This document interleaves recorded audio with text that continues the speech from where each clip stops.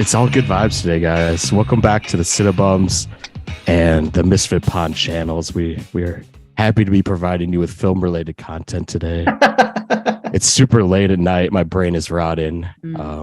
My guests' brain are also rotting more because they're like 3 hours ahead of me.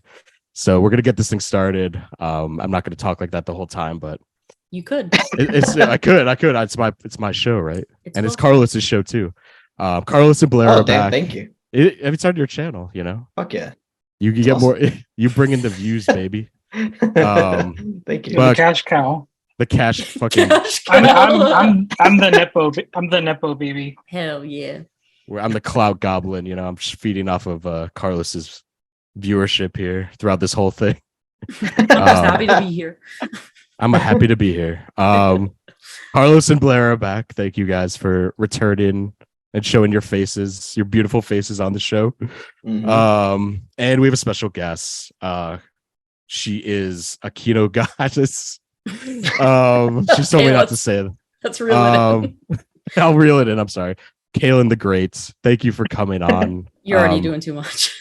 Sorry.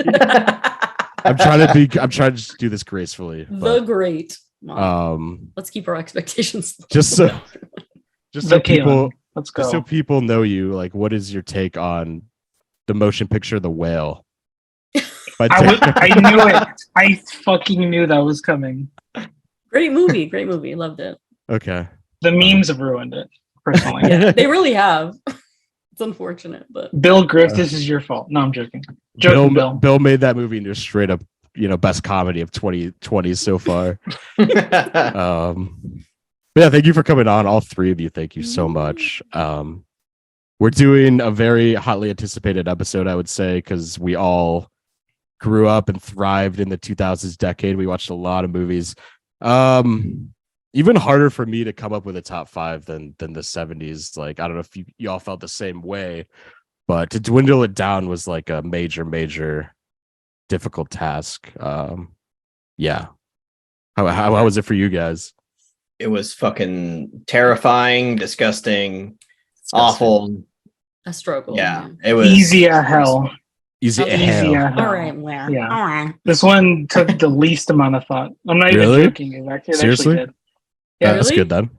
Damn, not me, dude. This was the only reason. Shrek 1, Shrek. I'm just gonna make a Shrek joke. Sorry, I was gonna say Shrek 1, Shrek 2, and Shrek the Third. That's we're like diving straight into the Kino. We'll love to see it. It's more like Shrek 1, Shrek 2, fish with a Shark Tale. Shark Tale. The fish. I was gonna say Fish Tale. The Will Smith De Niro classic. Wait, De Niro was in that? Hell yeah, he's the shark. Yeah. He's one of shark. He's one the of titular shark in the tale. Martin Scorsese plays the car wash guy. He plays the puffer fish. Yeah, exactly. Really? So certified Kino classic. Yeah, it's their best collaboration. I believe it. Do you think De Niro Scorsese like recollect that movie at all, or it's probably like hanging on their mantle, like the poster of that movie? I hope. Hell yeah, they got a fucking fat ass paycheck. Of course they do. Scorsese financed Shutter Island through Shark Tale, obviously, but yeah, that makes sense. I can believe that. No, Scorsese was involved in that movie. That's wild to me. Shark Tale seems like such a fucking weird thing. It's a weird artifact. We could do a whole episode on that one day if we want. I'm down. I've never seen it. So I'll watch Shark Tale. There's a lot to unpack. This is your last episode anyway, Kaylan. So I'm already on the chopping block. Wrap it. You and Perry are on the chopping blocks right now. Oh no! No, that's a joke. That's a joke. I love Perry's the best. We love Perry. Or Totoro now. He changed his alter ego to Totoro. Oh, I know. That's some king shit. Anyway, I was down with the Snorlax, but he's a huggable guy. We should just dive right into this because, like, let's just jump right. Time is a ticking. Let's just get into it. Let's just talk about the movies. Let's just talk about the movies now. Movies are good, right? Oh, this is a movies list? No, fuck. movies are fine. Yeah, no, this is a top 5 Nickelodeon I thought this was top 5 favorite League of Legends skins. Oh shit, you're in the wrong podcast. I don't that belong. would get like quadruple the amount of views this podcast is gonna get. FYI. I barely know what that means. No, I have no idea what you're talking about. You don't know League of Legends? No, I do, but I've then you said more words, and I was like, okay. Skins was one of them. Skins. I hate that I'm gonna admit this to a fucking public audience, but I've spent hundreds of dollars on League skins back when I was like 18. Yeah, I feel that. That's good. good. I spent an ungodly amount of money on Candy Crush back in the day. So on Candy Crush. that's better than League. I don't know. better than League. I spent a lot of too money. much. I don't even play that shit anymore. So it's just like, well, where'd that money go? Forgot that. I feel that. Yeah, same here. I spent a decent amount of money on virtual Pokeballs when Pokemon Go first came out. Pokemon Go. Yeah, of course. Oh man, when that came out, I lived in a Pokestop. It was lit. Yeah. Oh, nice. So people were coming by all the time. Mm-hmm. That's dope. Yeah. Top 5 Pokemon underrated Pokemon. Oh, I got you. Pass. Geodude. Pass. Chef's kiss. No, I'm joking. Fuck Geodude. Jigglypuff or bust. Jigglypuff or bust. I do like. I'm more of a Squirtle type guy. Mm. What does Also Squirtle a fan morph of the into? Squirtle because he's got a funny name. Bulbasaur. Where are my Piplup stands? Piplup. I don't know. Yeah, that's Piplup. I only know that from playing Smash all the time, but My knowledge is. I only know the first generation. Anything past that, I don't fucking know anything. Oh, come on. Yeah. You don't know fucking Togetic. you're talking like a mob boy. You know fucking Bulbasaur. You don't know fucking Squirtle. You don't know Cyndaquil? That sounds straight up made up. What? Cyndaquil. You guys are insane. Yeah, that sounds like a sleep aid. I'm a heathen. That's the fucking one of the starter Pokemons. You guys are on crack. Yeah, okay. So yeah, I am. Okay, I'm being gaslit. Anyways, you're moving on. gaslighting me. All right, we have to go. Yes. Okay. Let's get it All going. right, see ya. Let's get it. That was a great podcast. I'll see you later. I'm probably gonna put a Black Eyed Peas song in the intro. What do you guys think about that? That'd be you should put my wait, you said Black Let's Eyed Peas, get it right? started. Yeah, that In here. Would that be so lit? I should do that. It'd be so You should put lit. the original version on there. And then yes, you should. That would be so That'd be problematic. great. Carlos's channel gets stricken. Yeah, I was gonna. For I Black think you'd have Eyed some Peas. issues. I think you're causing issues for yourself. And The then original version's so based. it is so based. Yeah, we hype up the podcast so well, then we rant about the Pokemon first for time I 10 minutes. realized that original version was when I was watching the OC and they played it on my show. I was like, oh, word, the that's O- what it says. The OC is so based. Oh my god! Oh, Don't get me started. wait, All right, hold on. Oh my god!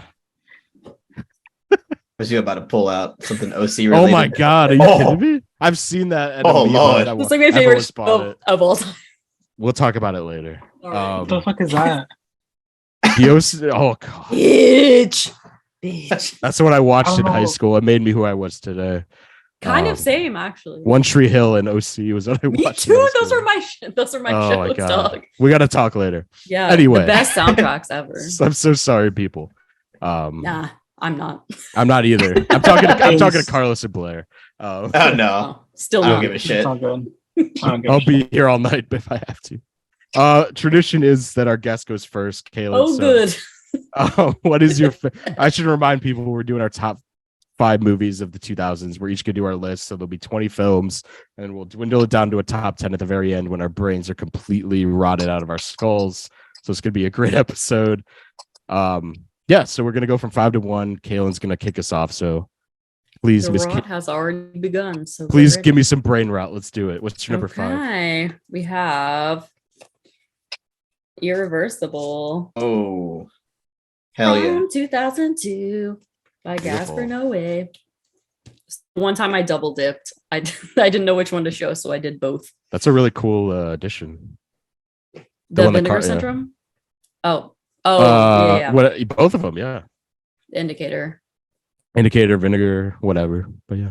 I double almost didn't dipped buy the other for that but one then too. I couldn't stop myself. Me too. Yeah, it's one of those movies that is like infamously like disturbing, and for good reason, because it very much is. And for like anyone that doesn't know, it's like a story told in reverse of like this night of a series of traumatic and like life-altering events that happens to these people. And we're experiencing it, like we're just dropped right in at the end of it and trying to make sense of like what's going on, which is very like disorienting. Like the presentation of it really makes it what it is. Like the camera work in this is so like insane, like out of control in the best possible way. That plus like the sound like makes for the most like visceral, crazy experience. This is really one of my favorite movies of all time. I got to see it in theaters earlier this year. And it was really one of my favorite theater experiences ever. Like it really made that, it elevated that movie so much more for me. Like experiencing it in that way was like so fucking visceral. Like, and like seeing the crowd react to it, it was just like, it was so good. This is one of my favorite movies of all time. I love Gaspar Noé. Like he's my favorite director. I think he's really just out here doing things that like no other filmmaker does. Like absolutely, he crafts things in ways that make me feel things that nobody else does. And I think honestly, this movie would be higher if I was just making a subjective list of like my favorite things. But I'm trying to be like, or yeah. No, I understand. Yeah. Yeah, I'm trying to be like objective. But yeah, objective. But I love it. It's good. I love it too. Yeah, I would have picked. If I didn't know that you were going to pick that, I would have probably picked that because that is also one of my favorite films of all time. Same here. It is just, yeah, I agree. I saw it in theaters in 35 millimeter, like not even a month ago. And Irreversible, I mean, that was, if it wasn't for 2001: A Space Odyssey in IMAX, I would say that was my favorite theater experience ever. Because Irreversible in 35 millimeter was just, like Kaylan said, such a visceral, unmatched experience like you've never seen before. Seeing something that unforgiving and relentless with that aesthetic in that kind of format in a theater it's just fucking like amazing. Not only because like the visual aesthetic and seeing it on such a big screen like makes a difference, but just the sound as well. Like as Kaylan was talking about, like the sound plays such a vital role in the film, and being able to experience that like in the biggest speakers possible, like really made a whole lot of difference as well. And yeah, that movie, that was the second time I ever watched it, and it really provoked something deep within me. It was just incredible film. I love it so much. Yes. 10 out of 10 must-see masterpiece. Absolutely. Must-see masterpiece. This is a good full circle moment because Carlos, the way I discovered your channel because of your analyzed video. I think I told you that in our first podcast we did together. Yeah, I did. That's awesome. The fire extinguisher sequence that you really? Analyzed video. That's how I found your channel. So full circle moment. But yeah, I think I agree. That movie's a masterpiece. I my deepest regret of not seeing it, in 35 when I could at the Alamo Draft House. But yeah, it's like you guys said enough. It's just perfect. Is that your favorite Gaspar Noé? Both of you, all of you? Yeah, it is. Yep, it is. It's really hard for me because I love Climax dearly. Like Climax is a film that I see myself watching way more, which is the only reason why I still think that one's my favorite, because I could pop Climax in at any time and watch it. Irreversible is like, that's a whole fucking like basket of shit. Basket of shit. Like Climax is dandy on its own. I mean, Climax is the other one for me. Like, which one? Oh yeah, Enter the Void. Enter the Void. That's I the one. love Enter the Void. I actually haven't seen it yet. It's another just like incredible. crazy like just a visceral experience. One like of a Gaspar kind Noé experience. is really just out here doing shit that nobody else does. Like, Yeah. I think that's actually Gaspar Noé's most visually impressive film. That's what I've heard. it's Like it's the most like unique thing I've ever experienced. Like, it's a Wow. whole thing. Yeah. I have friends that have done DMT, and they told me that movie's a real close approximation of what It DMT is like, though. It is. which is very crazy to me. Yeah, it's like I yeah. did DMT recently and can confirm. Oh wow. pretty close. It's like That's that crazy. and like the like album artwork of 10,000 Days from Tool. It's like the with the Ooh. eyes and shit. Damn. Like, that's just a DMT. Jeez, Oh, hey, my Tool God. shirt. Yeah, Carlos has Oh a Tool shirt. yeah. Awesome. Yeah. I'm too much of a Topical. chicken shit to be doing DMT. Me too. What I've sidebar, what I've heard about it is like absolutely terrifying. I don't even smoke weed anymore, It's so not scary at all. Yeah. It also only lasts for like 10 minutes tops. but I've heard so- it feels like an eternity. For some people have told me that. Oh, it Maybe doesn't. To me, it was like not Yeah. enough. you needed more. Yeah. It was like as it was fading away, I was like, I'm No. so grateful to have this time, but Oh, that's Yeah. beautiful. it is fleeting. That's beautiful. Yeah, it's awesome. Life changing. Awesome. By the way, I'm with Carlos. I think Climax is my favorite from Gaspar Noé. But Irreversible is really close. Kind of exactly what Carlos said. It's like the rewatch value of Climax is a little bit higher, but I mean, if I'm going like amazing. strictly like objective, I think Irreversible takes the cake. yeah, I agree. Yeah. I think But Climax is like his most like refined. Like, yeah, Yeah. it's just like such a clean movie in terms of presentation. Like everything Mhm. about it seems so perfectly realized, and one way it feels calculated, in the same way it feels so free form. Extremely Yeah. chaotic at the same time. That's why it's like this balance of both where it's so like graceful in a way. You know? that's Yeah. what he's so good at. It's like making it feel like shit is like out of control, but like it is very like to the T of how he wants Mhm. it, you know? Like, that's awesome. Yeah. And then Vortex was just like incredibly somber. And sorry, I don't mean to keep talking about Gaspar, but No, it wrecked my soul. So for- That movie is like it was really refreshing to see Gaspar Noé do something very subtle in terms of like presentation Mhm. and mature in terms of like content, and but still have that Gaspar Noé effect that makes you just want to fucking kill yourself. Yeah. He's good at that. Yeah. it's a good way He's to my put it. favorite director. He just like his movies Yeah. affect me in a way that like no other filmmakers do. Yeah. He's in my top 10. Yeah, he's in I my love top him. 10 too. Wow. Sweet. That's a great way to kick it off. I think spoiler alert will probably make the top 10 because no objections here. Yeah. I put it at 5 because I was like, it might be divisive. No, Not between us freaks. yeah, exactly. I was gonna say I'm fucked up already, you know. It's like what's one more fucked up movie? Let's just go clockwise. Go to Carlos next. What's your number 5? All right. So I made a like last second switch up. Yeah. Switcheroonie. Yeah. And it's gonna be, please. And I mean, I feel really it's like one of the situations where like I feel really bad for doing this, but I just kind of had to do it. It's coming. But It's coming. my number 5 is Inglourious Bastards from Quentin Tarantino.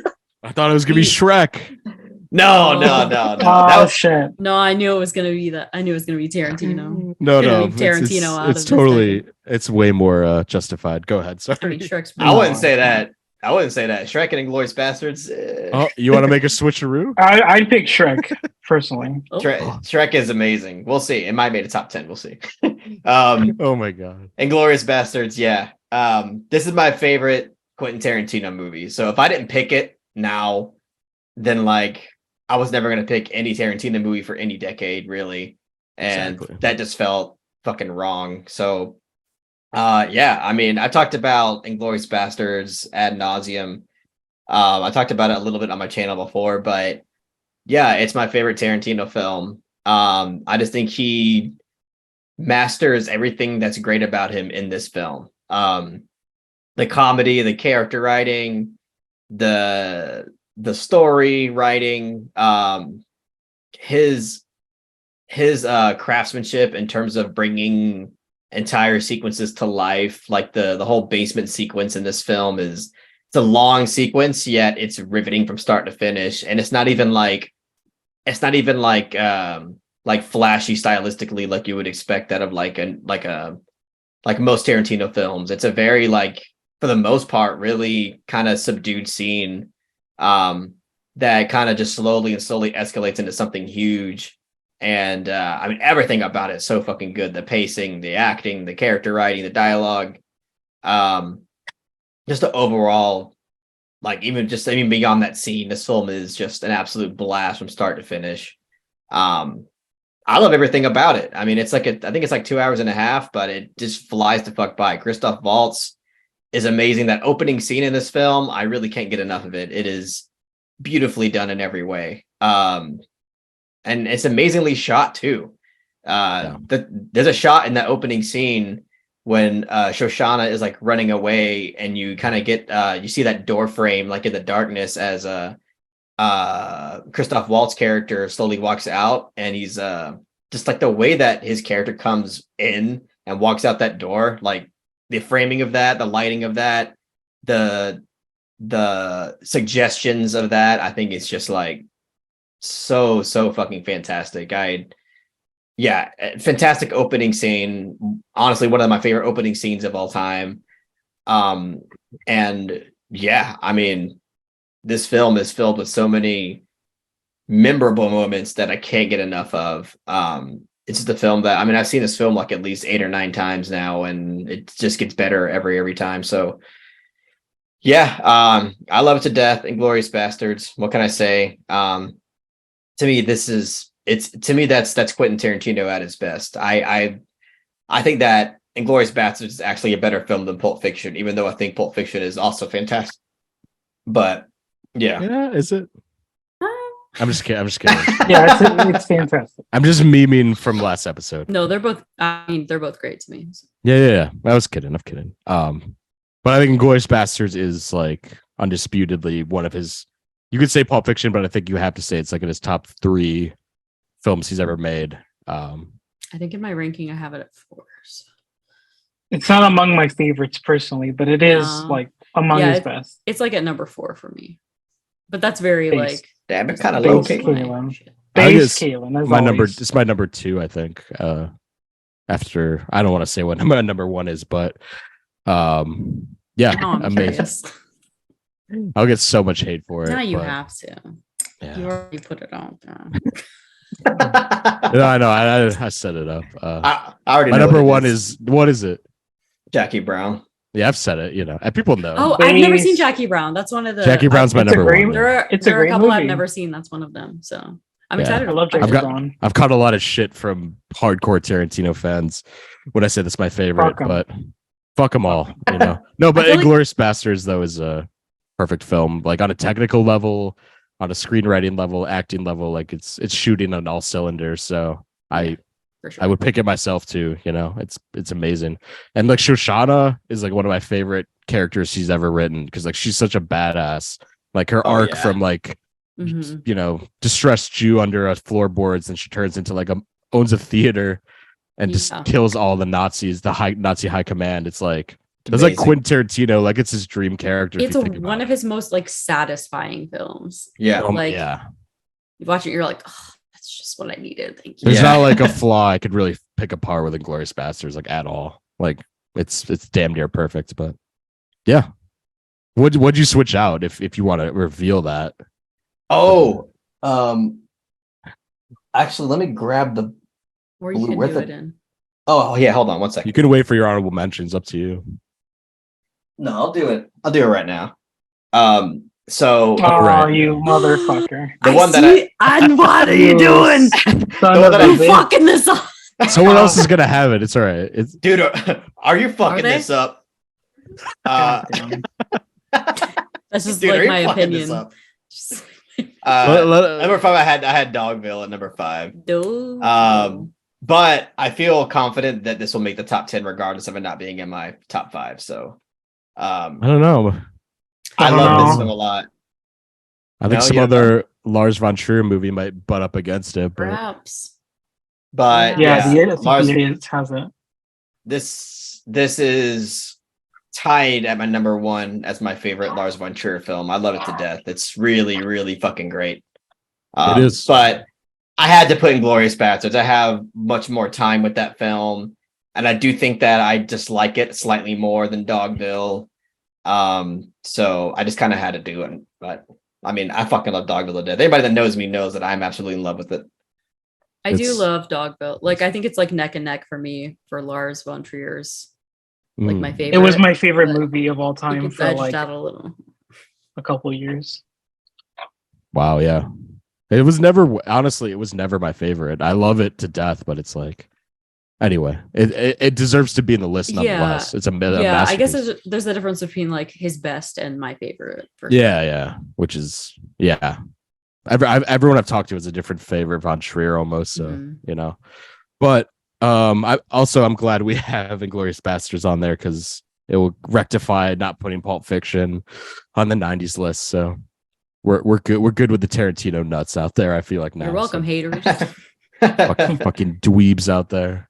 Fucking I had some friends in real life even come up to me and get mad at me for that. It was insane. I mean, I got to catching shit all the time. Okay, hard out here. It's hard out here in these streets. Mm-hmm. I think Bradley Cooper said that in Licorice Pizza. Anyway, sorry, it's my number 5. I'll do mine next. I kind of switched this out too at a certain point, but it's probably my second favorite. Kind of what Kaylan was saying. It's like one of my favorite movies of all time.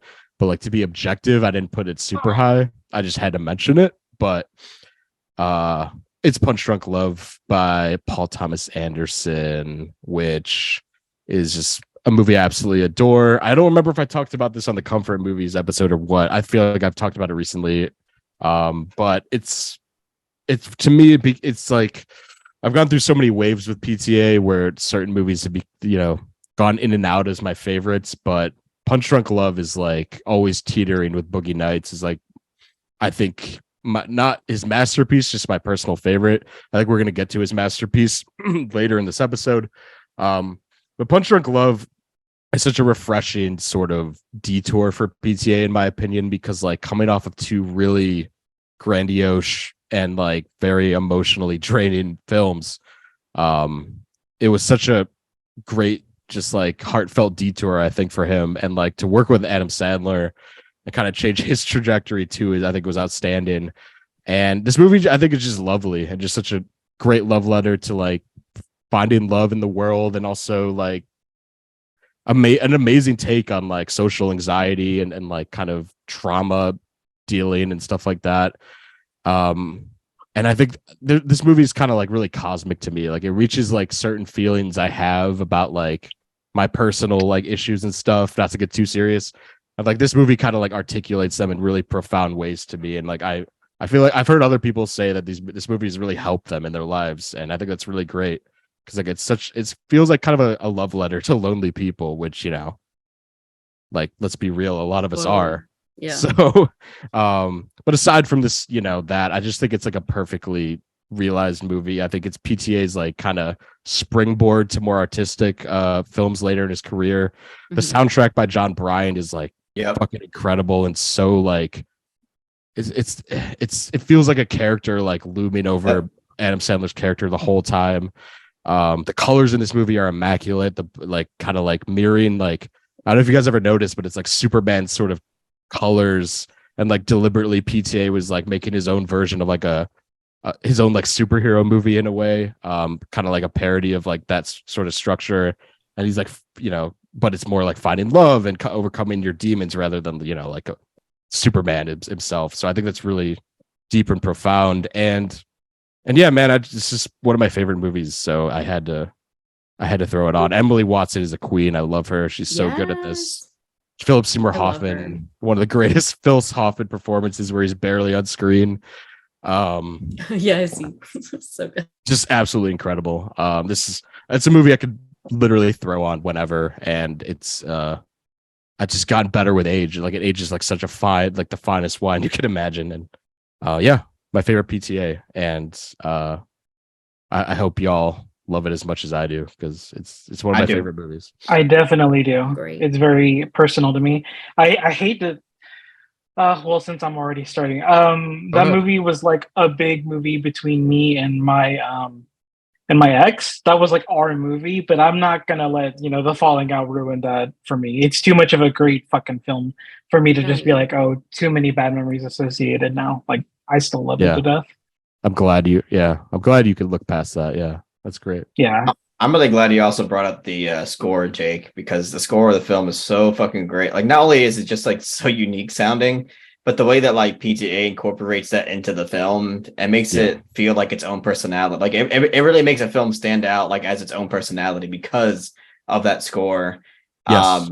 It's a character of its own, like you said, and it's so different and just it just fits really well, oddly. I can see it like for a lot of like casual viewers, they could probably think it's like really off-putting and weird.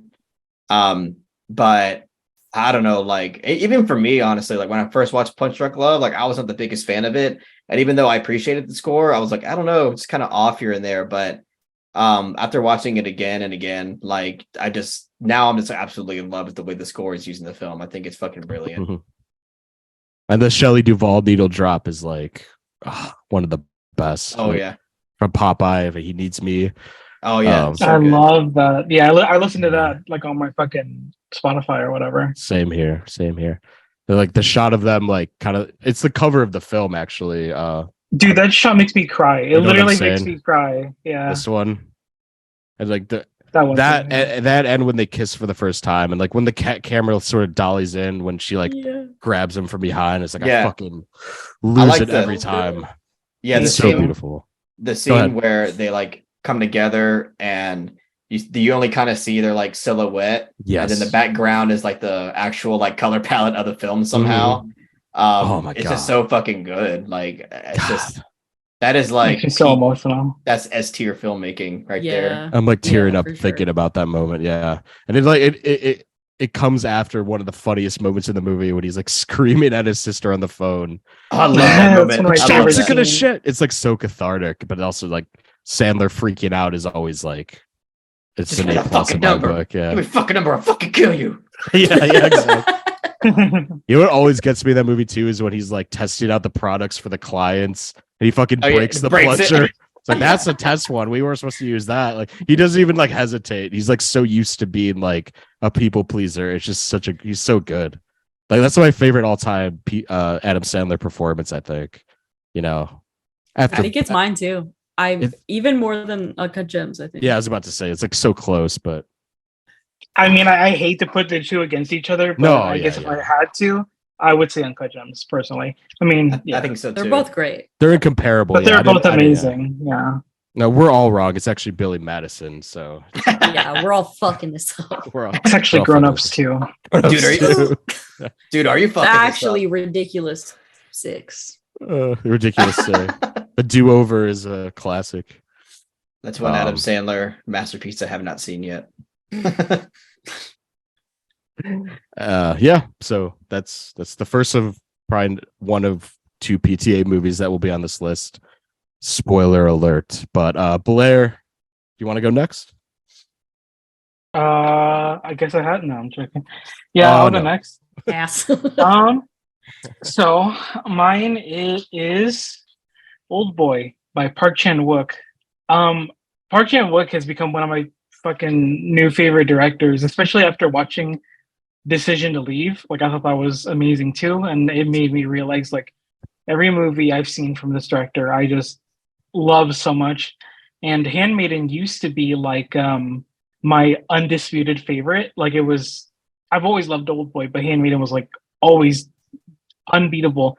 But after rewatching Old Boy last time, I was like, God, this is even better than what I remember. Like, I already thought it was incredible, but like it has one of the best like film setups in my opinion, and also one of the best third acts that I can fucking think of. Not to mention the main performance by, I get his name mixed up, Choi Min-sik, I think, hopefully. He, to me, that is one of the best performances on film, in my opinion. He's so visceral, so deranged, and just gives it his all. That is truly like a performance of a lifetime. And obviously, Park's directing is so stylistic. Like, he's incredibly known for being a hyper stylistic director, and that film is just like completely it really sets itself apart from being like unlike anything else, in my opinion. And obviously I'm not going to mention the twists and turns the plot makes, in case you haven't seen it, but it fucking stuck with me. Like, it really gut punches you once you get to some shit in like the third act. This film to me is like riveting start to finish, and I'd be surprised if, like, there's people like Lords out there who don't at least like this movie, because I really think it's brilliant. I'm curious to know if you guys like it just as much as me, because I fucking love this movie. I do. You know that Old Boy. I saw that movie I was like 15 when I saw that movie. It was back in the IMDb top 250 days when I was like going down that list, and like that movie was always really high up. But that's a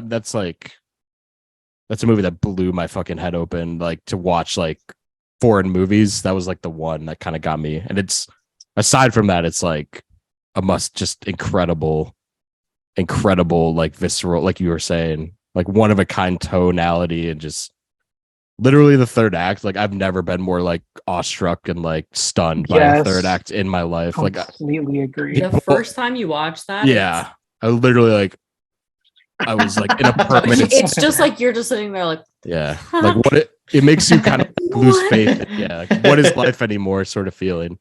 But you're right. Even like, the end the performance. Just, oh my god.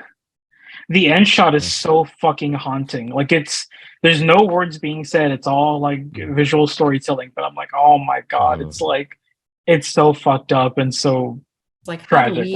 How am I supposed to feel about this? God, it's like Park Chan-wook is. We all rave about him, but like he is legit like one of the greatest working filmmakers. Bar none. Like, he's never made a film that I haven't been. Totally. Decision to Leave was a little mixed for. I think that movie's incredible, but I loved it.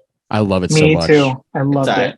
It's right. Yeah, I know. We got the detractors. It's okay. But even like people that think that movie's like that movie, like on a technical level, like the editing in that movie. Oh yeah, is, like that's editing like at its very best. It's like that movie is. He's so like good. he's Chef's like kiss. When I watch a movie like that, it's like I'm like I can't even try to. Filmmakers shouldn't even try to make a movie like that perfectly constructed. Yeah, just quit. Especially Old Boy though, and The Handmaiden are like two like of my favorite movies ever. Handmaiden, one of my favorite all times too. So good. Yeah, The Handmaiden is my favorite Park Chan-wook for sure. I like mine too. Old Boy is like really close though. Yeah, I do love Old Boy. Like, I never thought about it till now, but like that is actually one of the best performances ever. He's so great. Choi Min-sik. Just like it's the guy from I Saw the Devil, right? Yep. Yeah, he's the villain from I Saw the Devil. Yeah, he's fucking crazy. Also, just gives it his all in that movie. He's a very, great actor. Incredible. Who plays the villain in that movie? Because he's awesome. Also. Yeah, I know who you're talking about. I don't know the actor's name, unfortunately, but he's great. His performance is just like Yoji Tai. He was in the house that Jack built, apparently. Oh, really? What? Yeah, interesting. When? I don't know. Where? Maybe he was in the house. Maybe he was part of the house. He was in the house. He was in the shingles. Spoiler alert. He was the Jack. The head that Jack held. He was the house that. He was the threshold to the house. Oh, it's an amazing pick. Yes. yeah. Is it like bringing back? And by the way, that movie's gonna have a re-release in theaters in August. So So excited. everyone is better it? go. So Everyone better go see Mhm. that. Yeah. Oh Yeah. yeah. Is there gonna be a Blair? Do you know if there's gonna be like a release, like physical media for that? I during have that to time? believe that it actually is going to get released by Criterion because it's literally getting the Memories of Murder treatment, and Exactly. Neon has a deal with Criterion. Like Neon, Criterion releases a lot of Neon films. God damn, it's gonna be a bloodbath at Barnes and Nobles to get that A Blu-ray. blood- Absolutely. A bloodbath. I My just Barnes love It's gonna and be Noble's are Venom a 2, ghost Let There Be town, so it's Carnage. not. It's just gonna be me yeah. and Payne Raven fighting it out. And you guys are gonna have to have The a one brawler. yeah. Oh man. Anyhow, I just love Park Chan Walk. Whenever someone brings him up, I just like I go on rants about how much I love this. Have you Me guys too. seen Sympathy for Mr. Vengeance? The Vengeance trilogy. I think it's like the first movie. I've seen I've Lady seen Vengeance. Lady Vengeance. Me Lady too. Vengeance. Yeah. That's a great but one not too. Mr. Vengeance. His first that movie's so gnarly, like it is so deranged in the best way. I highly recommend it. Okay. But yeah, we stand him hard in this podcast. We still Back around to Kaylan. What's your number Alright. 4 film? we got In the Mood for Love. Ooh, yes. That's a And goodie. Mood. That's a goodie. Mood this is just a whole mood. Like the vibes in this are immaculate. Like I really wish that I could live in like the Wong Kar-wai universe because it's Me like too. it's really too cool for me though. So I shouldn't be allowed. But the story is like involves this connection between these two people, and it's told in like such an understated way, but in a way that I think is really powerful. And it explores like that like longing and like the little moments and like what ifs between these two people that are like very drawn to each other. And I think the way it explores that is just awesome. Like this movie is so masterfully crafted in like every single aspect. The cinematography is beautiful. Like every scene is like framed to perfection. Like it's fucking beautiful. The score in this is great too. And I love the incorporation of like the music in this. It's like so haunting, like paired with like the scenes of like them individually and with his like low frame rate that he does, it like really makes you feel that like inner turmoil that they're feeling. And I just think it's so impactful. This movie affects me so much. It just cuts so deep. This is the one on my list that I've only seen once. And it's been over a year ago, so it's like the least fresh in my mind. So I'm sure like you guys could probably speak more eloquently about it than I could, but I love it so much. I think it's an incredible movie. I agree. Two top tier performances by Maggie Chung and Tony Long. Tony Long, amazing. That movie is just so controlled in every aspect, like emotionally. Like I've never been so emotionally like drawn in to a love story like that. I mean, it's so obvious to say, but like it's so lavish and like perfectly constructed, like and how the timeline is so like meticulous and all over the place. My God, it's like that movie. Like I hate using the phrase cinema, but like it is such pure cinema. It's like it's at its like purest form. And yeah, the music. Oh my God, it's just eye candy and and like it will go straight to your heart. Yeah. Oh yeah.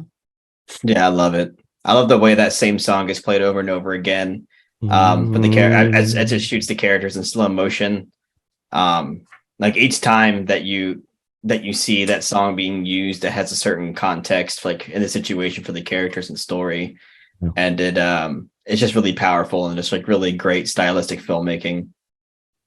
Wong Kar-wai is so good at repetition, like kind of recontextualizing what things mean. Because like in Chunkin Express, it has like California Dreamin' playing like over and over and over again, and how it takes on.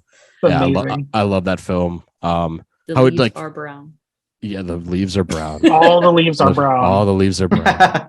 The way it takes on a new meaning as like their love story sort of progresses and like their lives alter and stuff. It's like so breathtaking, and he's a master. There's no doubt about it. He's a master. I saw it in 35 millimeter, and apparently my theater thought it was like a comedy or something. I was just about to make that joke because I remember you brought that up. They were laughing like there's so much of it. I was like, it's not even what the fuck?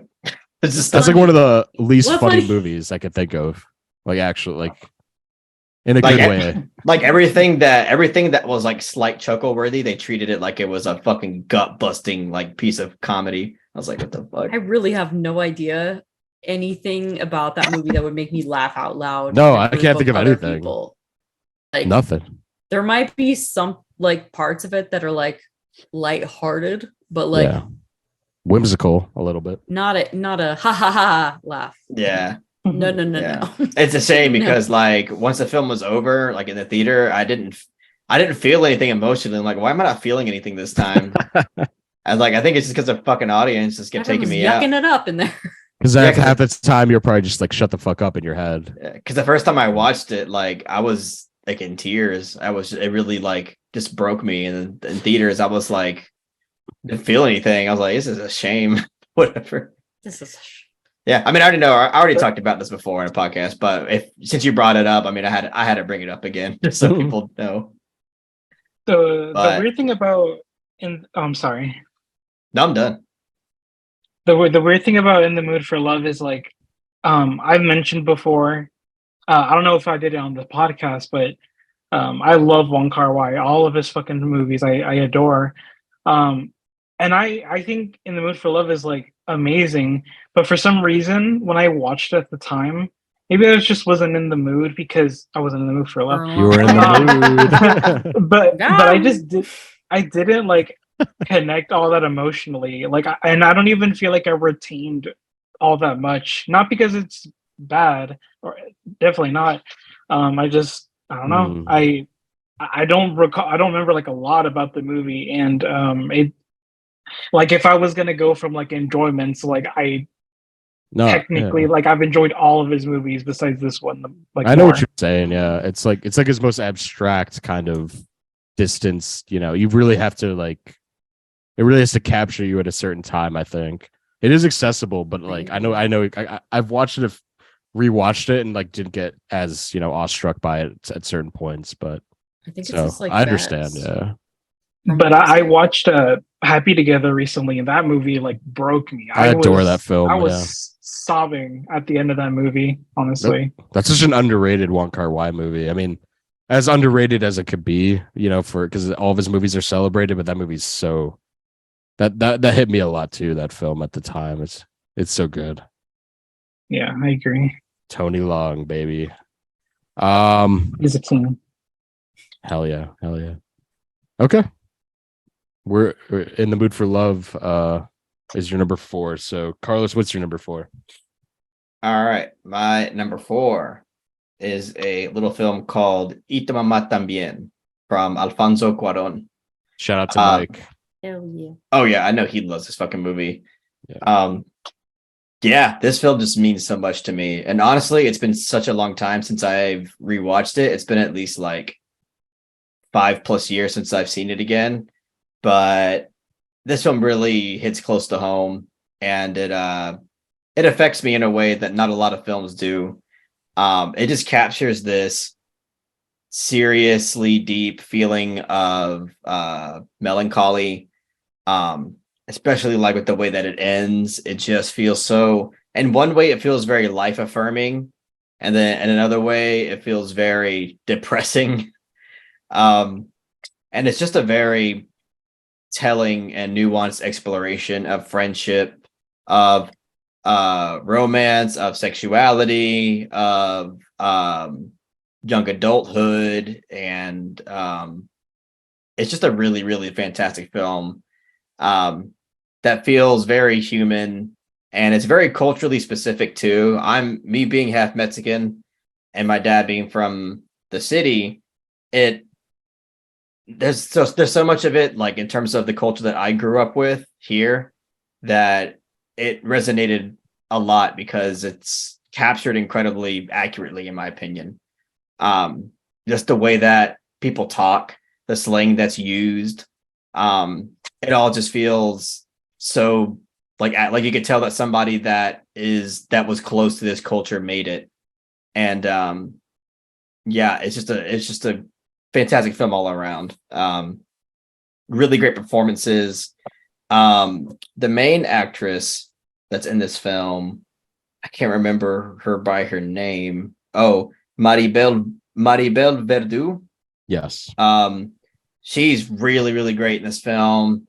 Gael Garcia and Diego Luna. Diego Luna. Everybody in this film, I mean, really, really great. And they were really young when they made this, and they fucking knocked it out of the park. Really, really great performances, and just full of just incredible scenes that really stick with you. And the direction overall is fantastic. I mean, it feels very raw and authentic. A lot of those like long take scenes that don't feel flashy at all. It all feels very purposeful and immersive. And I just really, really love it. The way it makes me feel, again, is unlike most movies that I'll ever see. And it just hits really close to home, and the filmmaking is fantastic. So that's why it's not my number 4. So love it. Yeah. That long take scene, like at the bar, like with the God. that's like Wow. Like where they dance together. Mm-hmm. Yeah. Oh yeah. Mm-hmm. My God. And then she like breaks the fourth wall for a second. So good. Oh, that's right. Yeah. That seems incredible. Also just hot. Oh yeah. It's a sexy movie. Yeah. It's a steamy, sexy movie. Yeah. I love it.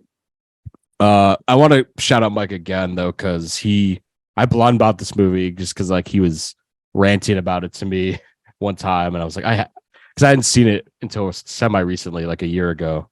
I always call Alfonso Cuarón kind of like the master of fly on the wall like filmmaking, because his movies feel so observational and sort of like really rich worlds that he constructs, and like the way he shoots stuff like feels, you're a fly on the wall. And this movie is like his most like intimate sort of like almost like feels like the most lived in world he's ever made. So like it's really a special film. And quick shout out to Children of Men. Like that was a high honorable mention for me. That's a movie that I love dearly. That's my favorite Cuarón, personally. Me too. Yeah, that's my favorite, and that was tough not to put in the top 5, but at least we got one of his films because he's such a master director. What's he doing now? Like, does he have a film in the work? Do you know? I think no idea. I think he does have a film in the works. I don't know if it's a film or it was like a weird like mini series or something. Yeah, he has a mini series. Yeah. That's kind of disappointing, but still something from Cuarón. Could be cool. Could be cool. I don't know. Don't judge. Prisoner of Azkaban, also a banger. Oh yes, certified banger. He's such a he's such a visual master. I even love Gravity. I don't give a shit anybody says. Me too. I'm Gravity's a big great. Gravity apologist. Team Gravity. I have not seen it since theaters, which is like a decade ago at this point. But I remember it was like really good. I didn't even watch it in theaters. I rented it and really watched it in my apartment at the time, and it just captivated me so much. It was the best ski, man. Incredible. I loved it. I watched it in 3D when it came out in theaters. It was so fucking good. Me too. I bet the 3D was awesome. Yeah, it was. Yeah, like asteroids and pieces of fucking like space. Oh shit! These stars! Get out of here! Yeah, you feel like I was gonna say shrapnel coming at you. Yeah. Cool, Cuarón, the master. Yes. Okay, it's a great note. God, this list is gonna be fucking stacked. And I keep looking at it like I love all these movies, so it's gonna be tough. Yep. My next movie, I know is not going to make the list for a fact because I know a lot of you guys haven't seen it, but it's a movie that just really means a lot to me. And something that I think is underrated in today's culture, but it's Ang Lee's movie Crouching Tiger, Hidden Dragon, which in its day was a very big film, like a kind of a cultural phenomenon, kind of like bringing, Hong Kong cinema to the mainstream in America. And I always respected it, but for some reason last time went with a friend to see the re-release of the anniversary film that was played at like the Fathom event thing. And this movie just like fucking wrecked me like in every way. Like it's really known for its choreography and its action, but like at its core, it's such like an amazing coming of age story for what I'm gonna try to butcher her name. Zhang Ziyi. Just like her journey as a character. I know you guys haven't seen this, so I'll keep it short. I don't want to like gush about a movie that's like criminally underseen in my opinion, but like her journey and Michelle Yeoh and Chow Yun Fat's like budding romance, like it's such an incredible like character film on top of like such a luscious like tapestry of action and like scenery and kind of war torn China at the time, like as a period piece. Like it's just God, I wish more people would rewatch it because like it's just so luscious and beautiful and like heartfelt and like funny, and it's like it's a movie that you wouldn't think would be like hit all the emotions like possible, but like it really just hit me on every level. And Ang Lee obviously has gone down a bad path the past like decade. If you look at his filmography, even post this movie, it's a little questionable. But if you look at like The Ice Storm, if you look at Brokeback Mountain, of course, and Crouching Tiger, like he was a very accomplished director and a really diverse filmmaker. And I've really come to respect his work. And Crouching Tiger is just like, I was like an otherworldly experience when I watched that in the theaters, and it like shot up to like top 20 favorite movies of all time for me. And it does have mainstream appeal. It stars like Michelle Yeoh and like really famous actors, but I feel like he's pulling from people like Wong Kar-wai and Kurosawa and like all these masters. Like it feels like, you know, this postmodern generation of filmmakers like Tarantino, PTA, you know, they all pull from the masters, and like this movie felt like one of the best versions of that I've ever seen. And Michelle Yeoh, like one of the best, you know, how could you not? So I just want to implore people to rewatch that movie. That's kind of why I picked it. But yeah, that's. I've actually never seen it. Have you guys? Any of you guys seen that movie? No, I haven't. No. It's one of those that's like embarrassing that I haven't seen, honestly. Yeah, same. It's so like well regarded. Yeah. Mm-hmm. It has the lady from Rush Hour 2, right? Yeah, that's what I was talking about. Like, yeah, she like it's one of the best performances, like underrated performances of all time. Yeah, like, she's also in Memoirs of a Geisha, right? Memoirs of a Geisha, yeah, she's a really, really great actress. She's great, yeah. And Michelle Yeoh is obviously great. Like, yeah, give this movie a watch if you guys ever are inclined to. It is such a rewarding experience every time I've rewatched it, and yeah. So that's my number 4. Just wanted to give as a recommendation pick. Oh yeah. All right. But Blaire, you are next with your number 4. What's your number 4? All right, my number 4 is I'm kind of continuing the trend of kind of bleak movies. I'm gonna go with 4 months, 3 weeks, 2 days. Yes. By Christian Munji.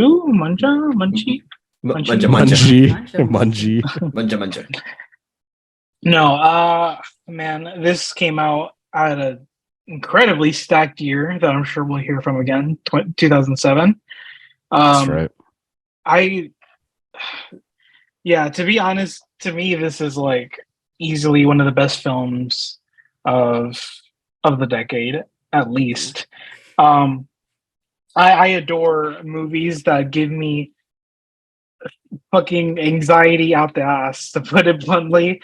And obviously, not only more than that, this movie is like dealing with a very important topic that is like pretty fucking relevant now more than ever with Roe v. Wade, you know, being overturned. And totally. No, yeah, I think I really love the director for making this movie because he tells it in such a really like a matter of fact, honest way. Like you know, this is a subject that like any director can just like come at and kind of just be like preachy, even though it's like an important message. Like I like that it's not like so ham-fisted in terms of like characters saying like, oh, this wrong. It's just you're following these two characters that are put in this situation of the main character's friend trying to get an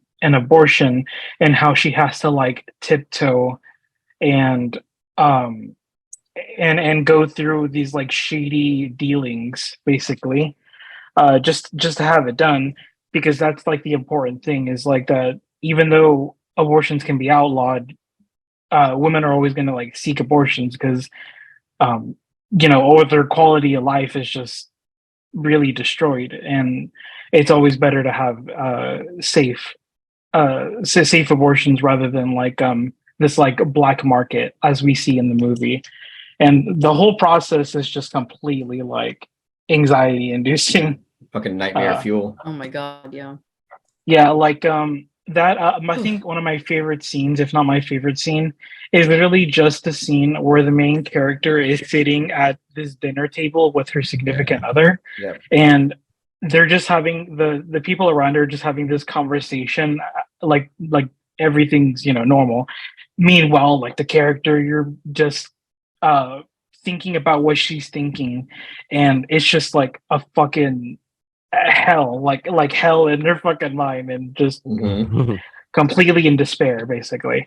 I'm rambling because it's fucking late, but no, this film is like top tier filmmaking, honestly. And I should mention that the two main actresses are like incredible as well. They're very like reserved in a way. It feels very real, this film. It's not like theatrical at all. It's very like reminiscent of like a Abbas Kiarostami or Mikhail Haneke kind of film. Yeah. And in a way, but not to say they're just carbon copies of each other, Yeah, incredible film. I wouldn't, what do you guys think about the movie? Masterpiece. It's so great. I'm kidding. Masterpiece. All right. I'm just kidding. I'm kidding. I love it. Also, one last thing. Shout out to Eugene, because I recommended him this film earlier this month, and he loved it, and he was pretty excited to hear me bring it up on the podcast. So yeah. Hell yeah. Hell yeah. Hell yeah.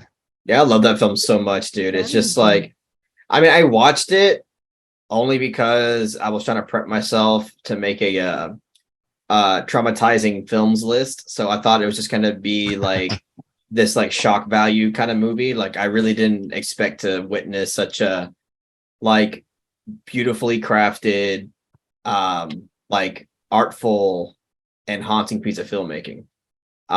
It's really like I was really shocked at the level of craftsmanship that I was seeing. It's just such a raw and authentic piece of filmmaking. Like you said, it just feels so, everything about it feels so fucking real. And like, there's a style to it too. It's not like a Michael Haneke style or anything like that, because they all have their own styles, but he's able to capture in a very authentic feel in his own way that I just really, really admired. And yeah, I think a film like this is super important right now, considering the social climate. But like it never felt like it was trying to shove like this like pro-choice message down your throat. It felt very fair about the way it was demonstrating everything. Like it felt like it was just demonstrating reality for what it was. It didn't feel like it was in bad faith. It felt very well-rounded. Because even with the woman character that is trying to get an abortion, even her character, like she's not made out to be like a saint either. Right. Her friend chastises her in some scenes. Like she's made out to be a pretty irresponsible person in a lot of ways. So I just like the way that this film was able to explore the reality in a very complex way that pretty much anybody can watch it and get something out of it without feeling like it's trying to cram something down your throat, which is something I really, really respect out of it. Absolutely. So good.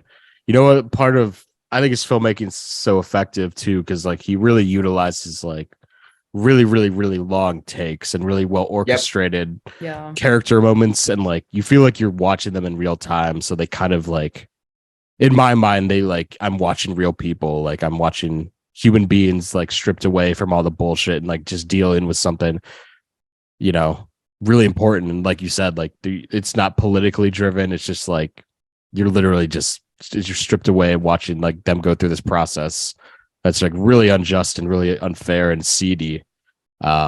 He's such an underrated, masterful director. Like everything I've seen from him is like just got so emotionally resonant and so like boundary pushing on like a technical level. I talked about his new film RMN, but that movie is like really, really damn good. I cannot wait to watch that film, dude. Yeah, it again, like you were saying about like what you and Blair were saying, are like so culturally, like he's always cultural, like hitting the zeitgeist like so perfectly, but not like hitting you over the head with it. Not to spoil RMN, but it's very timely, I will say.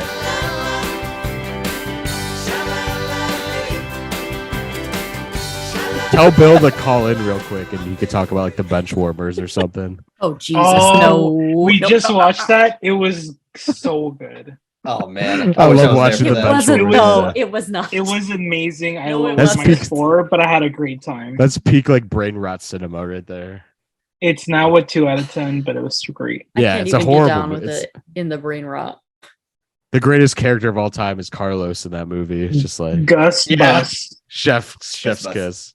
Oh yeah, Carlos and the bench warmer. I am I 12. am 12. Oh God. Yep. He's got documentation. That scene like feels like Adam Sandler racism, you know?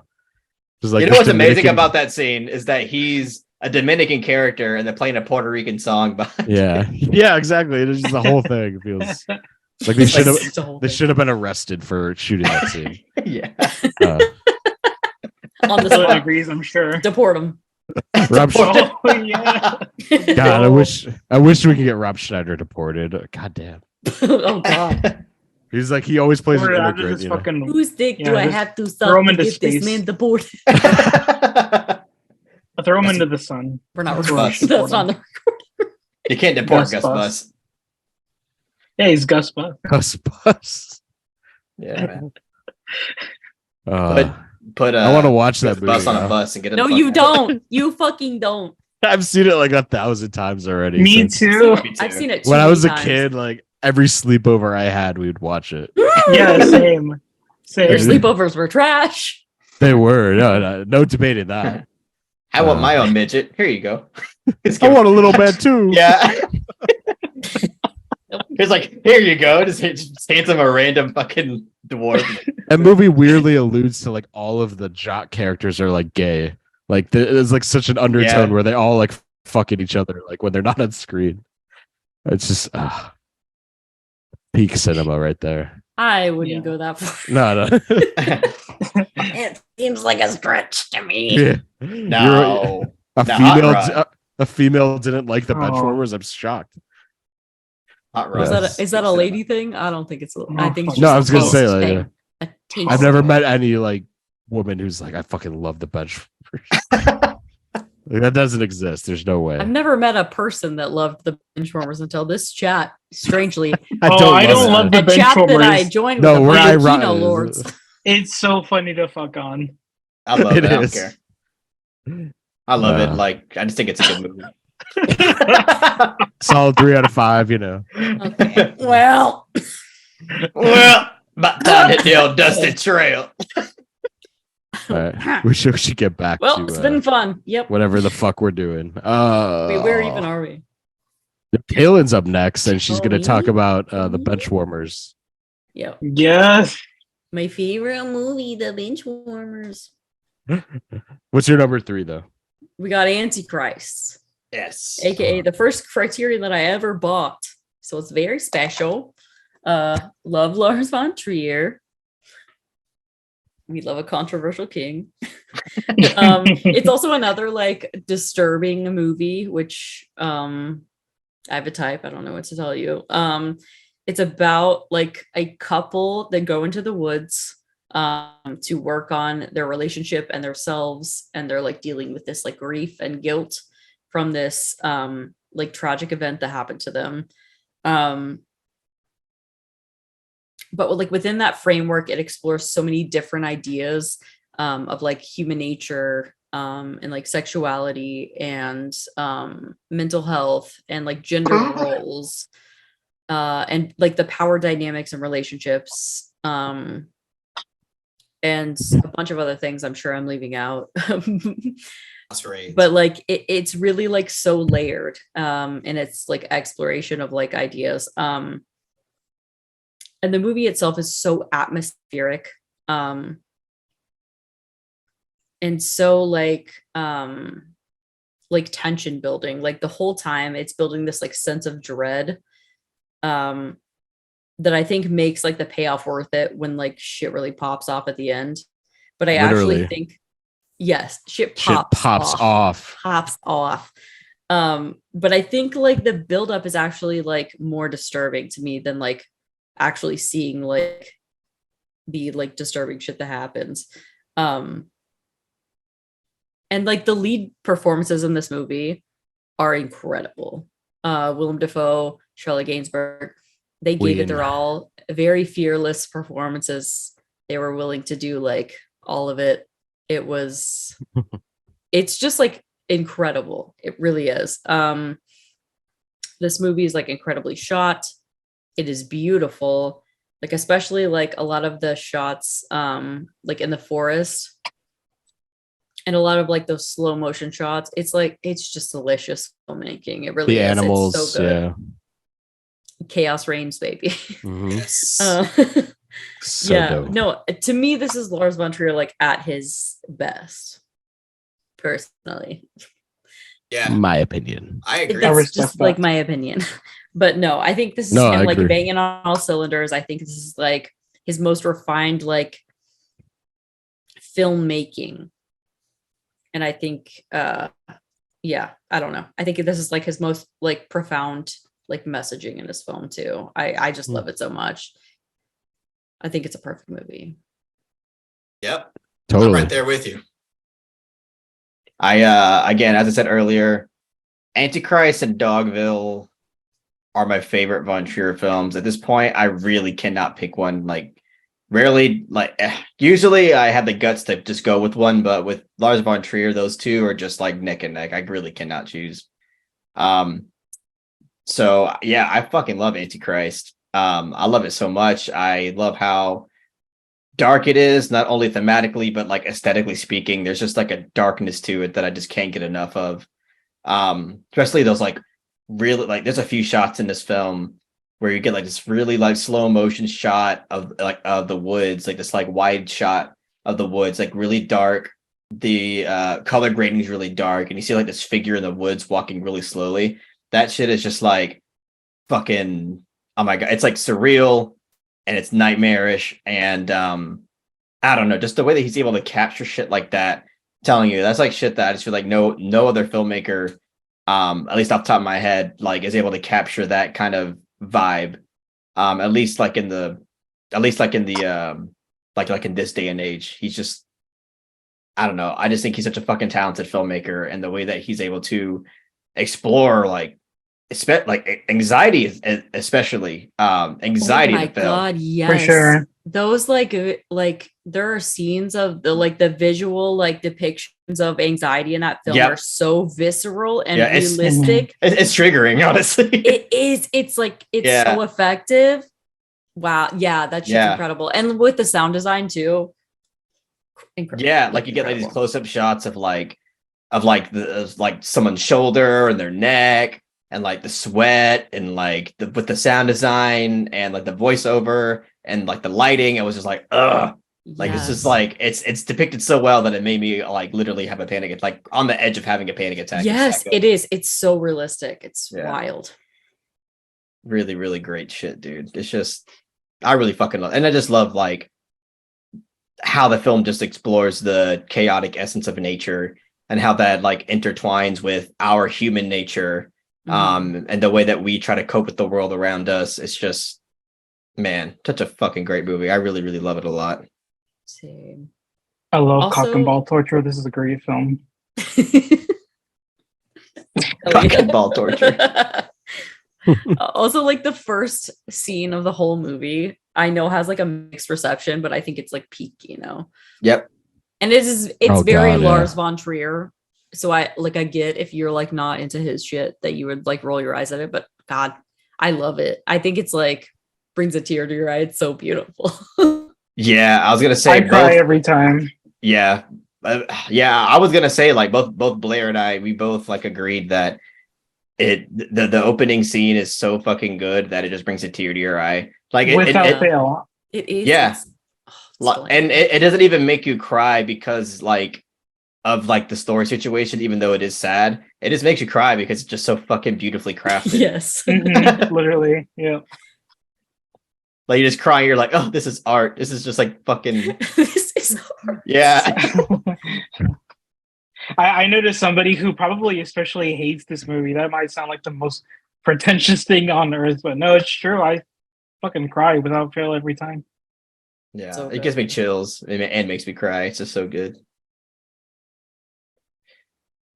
Oh man, I'm glad we all on the same page on that one. Yeah. Big's been eerily silent. No, Yeah, no, unless no. I to be honest, like I've only seen the movie once, so I don't Mm. have like as strong of a reading, but I did really love it when I saw it.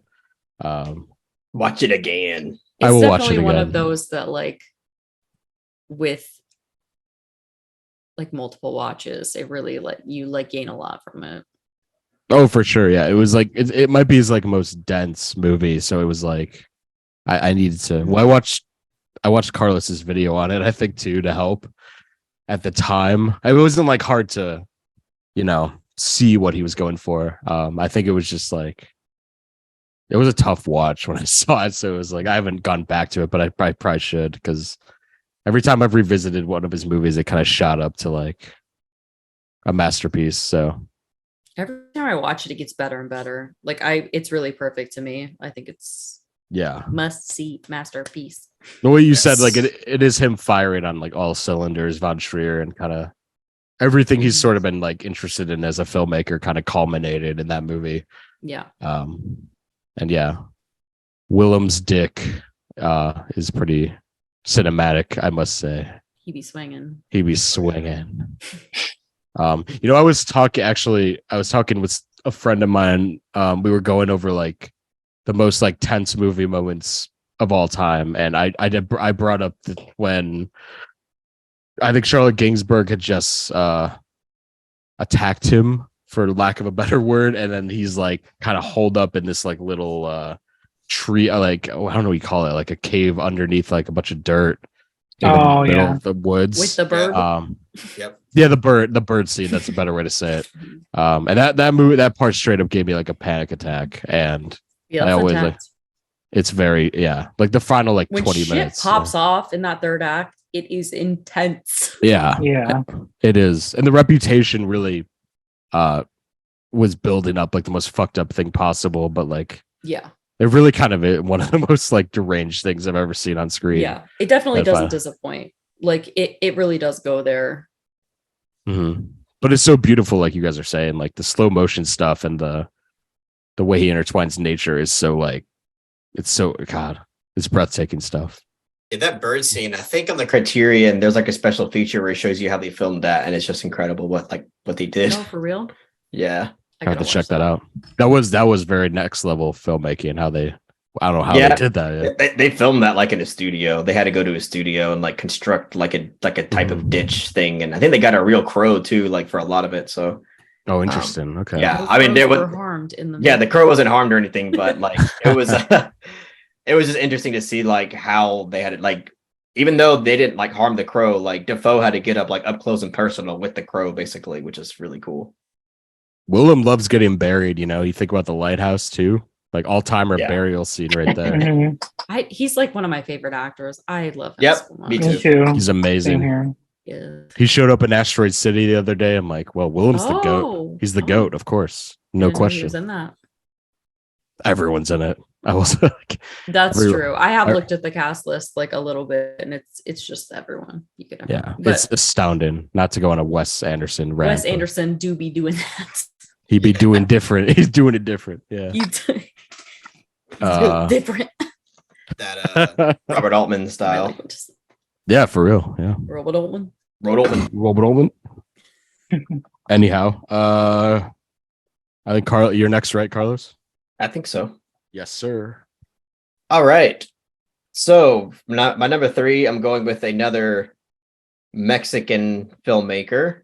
And this film was not made in Mexico. It was made in Spain, but it is called Pan's Labyrinth.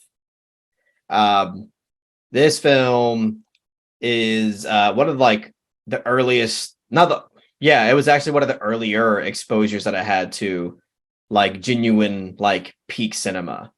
And I think I watched it like a year after it came out. I think I was like 14 or 13 or something like that.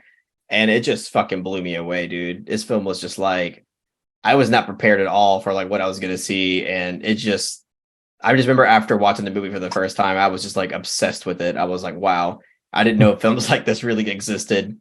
And it's just, I mean, in every single way, it's just fucking masterful. One thing that I really respect out of it is that it's really accessible. You could pretty much put this on with anybody and they're going to love it. Even somebody who's not even huge in a film, you could show this movie to somebody who's only seen like one movie their whole life and they'll fucking love this movie. Like the Benchwarmers. Nope, not like that at all. Just like Absolutely the not. Benchwarmers, yeah. Yeah. Mm-hmm. I'm sorry. It's okay. Yeah, it's a really fucking fantastic film. It blends fantasy storytelling with like historical drama, with family drama, with coming of age story, with fairy tale story filmmaking and everything. It just feels so grand, so substantive, so deep, so entertaining, yet in some ways really frightening. It's just it's and pretty much every single way I can think of it is just like filmmaking at its best. Maribel Verdú, who's also in Y Tu Mamá También, is also in Pan's Labyrinth, and she's also really great in Pan's Labyrinth. I didn't even know that. I didn't either. Yeah, she's That's the awesome. she's the one that plays the maid.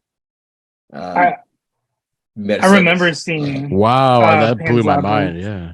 Oh man. I remember seeing Pan's Labyrinth and being like, "Oh shit, it's the girl from fucking Y Tu Mamá También." Yep, Yeah, and she kills it, dude. She is good. really Yeah.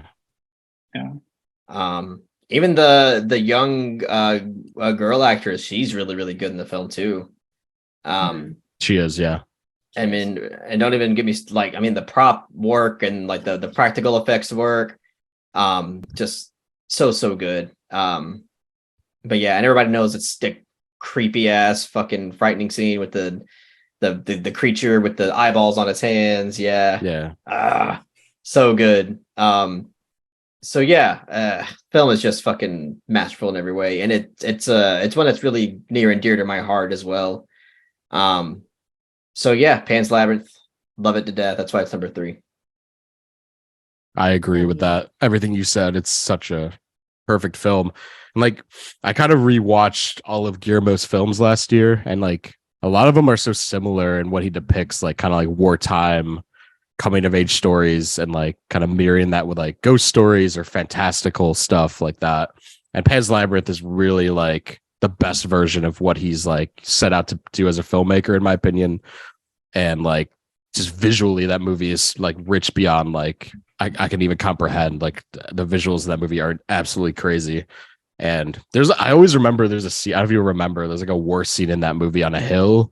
Yeah, That's just shot so viscerally. Like it feels like you're watching, like, I don't know, like just you're all of a sudden like one of the most visceral battle scenes I've ever seen. And it's like the movie really has everything in it. Like it's just such a perfectly calculated film, and probably I would say his masterpiece. Yeah, I think he said he lost like 80 pounds making the movie. Holy shit. Yeah. I could see why. It's there on film, you know. He said he was like his heart and soul was into it like every hour of every single day for like 2 or 3 months. It was just like, it's a lot. Yeah. That is the film that kind of elevated him to like, master status in a way. Like people looked at him differently after that came out, I think. Yeah. Because like before that, he was like making action movies and, Hellboy and stuff. And that was like, holy shit. Like, I do love The Devil's Backbone quite a bit. I think it's a really good movie, but yeah. Yes, I own it. It's good. It's definitely kind of like a precursor to Pan's Labyrinth. Yeah.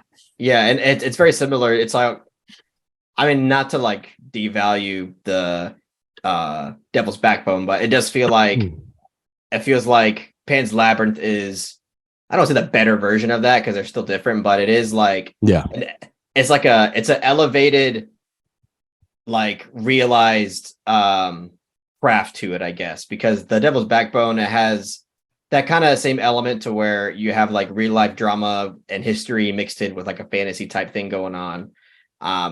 But Pan's Labyrinth, it just, to me personally, it feels so much more complex, so much more diverse. And overall, like I think it just works better. Even like the frightening elements work better. Totally, yeah. But The Devil's Backbone is still a good movie. I enjoyed it, yeah. I enjoyed Kronos too a lot. But yeah, they're not on the same level as Pan's, he kind of like built up to it in a way. What is as good as Pan's, Exactly. Yeah. It's a great pick because it's high on my honorable mentions for sure. Two great I'm glad we gained representation of Mexican filmmakers too on this list,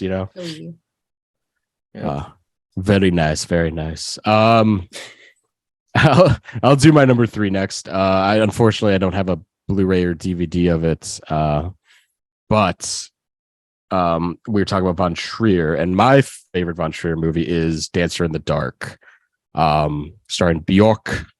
And this was like, I believe, my first Von Trier film, that or Melancholia, I remember, but I just think that movie is one of the most devastating films I've ever seen. There's like no way around it. And I feel like stylistically, it's my favorite thing he's ever done on a personal level. Cause like, I think the Dogma 95 kind of influence on that film is just so perfect for what he's doing.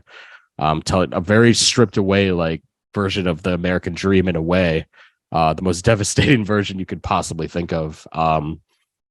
And the way that movie escalates, like I've never been like fucked around like from a movie like in my life watching that movie. And like Bjork's performance, I know there's controversy between their relationship on set. I'm certainly never gonna defend Lars von Trier as a person, but the outcome of that film is just undeniable in my opinion. Just such a devastating portrait of loss and yearning for like a better life, which is something he's always kind of portrayed, and like depression and female repression and stuff like that. Like just has so much, and the musical sequences are just absolutely gorgeous. And in a weird way, I find that movie very comforting and relatable at times. And it kind of has helped me through a lot of things in my life. But please release a Blu-ray soon of it. I need a good release, something. So yeah. It needs anything. Yeah. But yeah, that's my personal favorite Von Trier. And I think, and if you were to ask me objectively, I do also would say it's like maybe his best film. But it's like we said, like he has so many masterpieces, but that just happens to be my favorite. And yeah, that's really it. I love Dancer in the Dark. It's so good. I think it's pretty good. I'll be talking about. I mean, I'll have a chance to bring up Dancer in the Dark. Oh, nice. I think that's one of our duplicates right there. Yeah, we have a couple.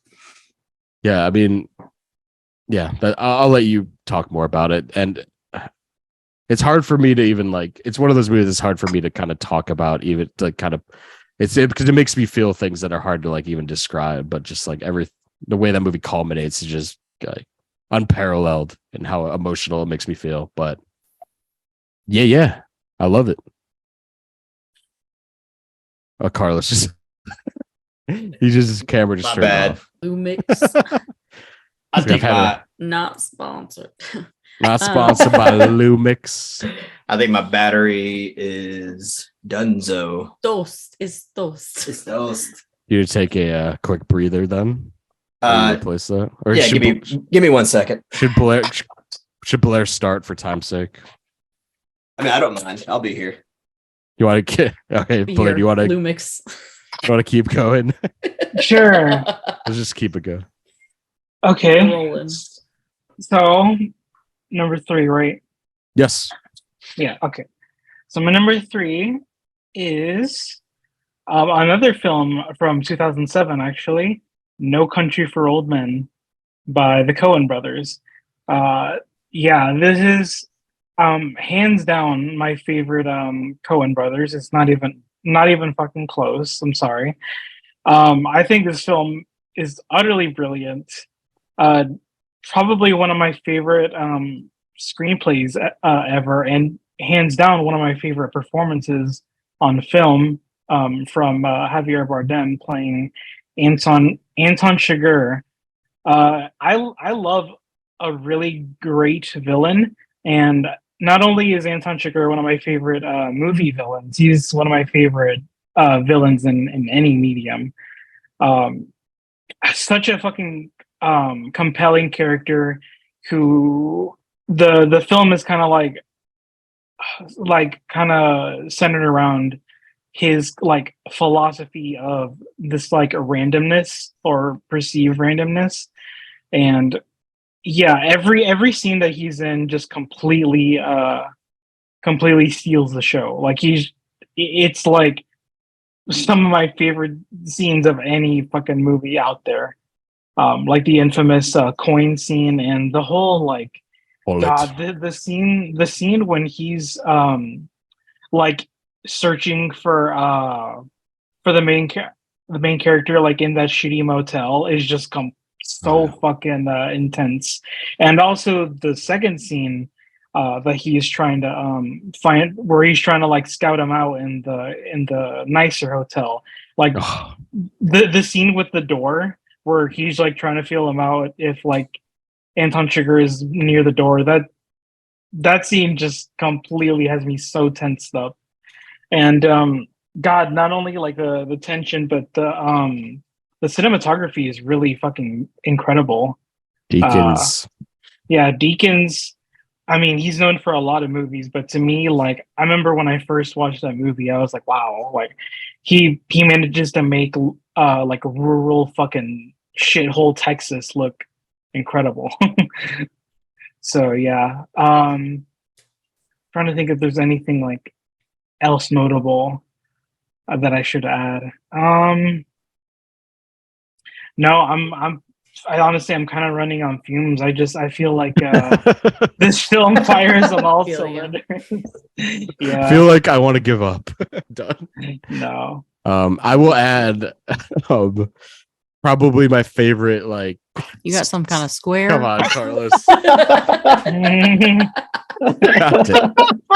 You got some kind of How do you even Am I in focus now? I can't even tell. But No. yeah, no, I mean, no, you're Stop. blurry and you also have some kind of square. What about now? Let me Am I still No, blurry? you're blurry as fuck. You You're could be blurry. more blurry. blurry. You're Looks like you blurry rubbed as Vaseline shit, dude. on Blurry. it. Hell. Why do you keep Blurry touching it as like that hell. square? Blurry as hell. You blurry as hell, bruh. It's like you get the square out, please. I can't.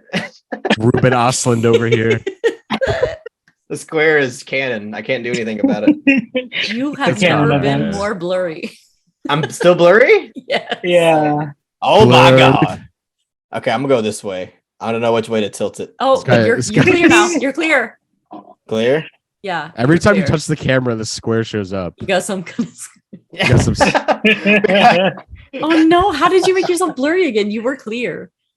No, you're For a fine. second. You're. Okay. Oh wait. Yeah, no, I can't tell it's anymore. passable. I can't tell it. Hold on. One more little tweet. You were like, you were in it, and then you overcorrect. No, now you're Dude, the that made it blurriest you've worse. ever been. Really? It's the worst it's ever been. That's the worst it's ever been. I think it's good now, right? Okay, it's better. Yep. You're good minus the square. It'll go away, I think, like- eventually. When that Yeah. happened- When that happened the There first we time, are. it was like I thought my brain was like playing tricks on me. So like I It's literally like thought, it's like fucking Skinamarink vibes. yes, I was just right saying, like there. Yeah.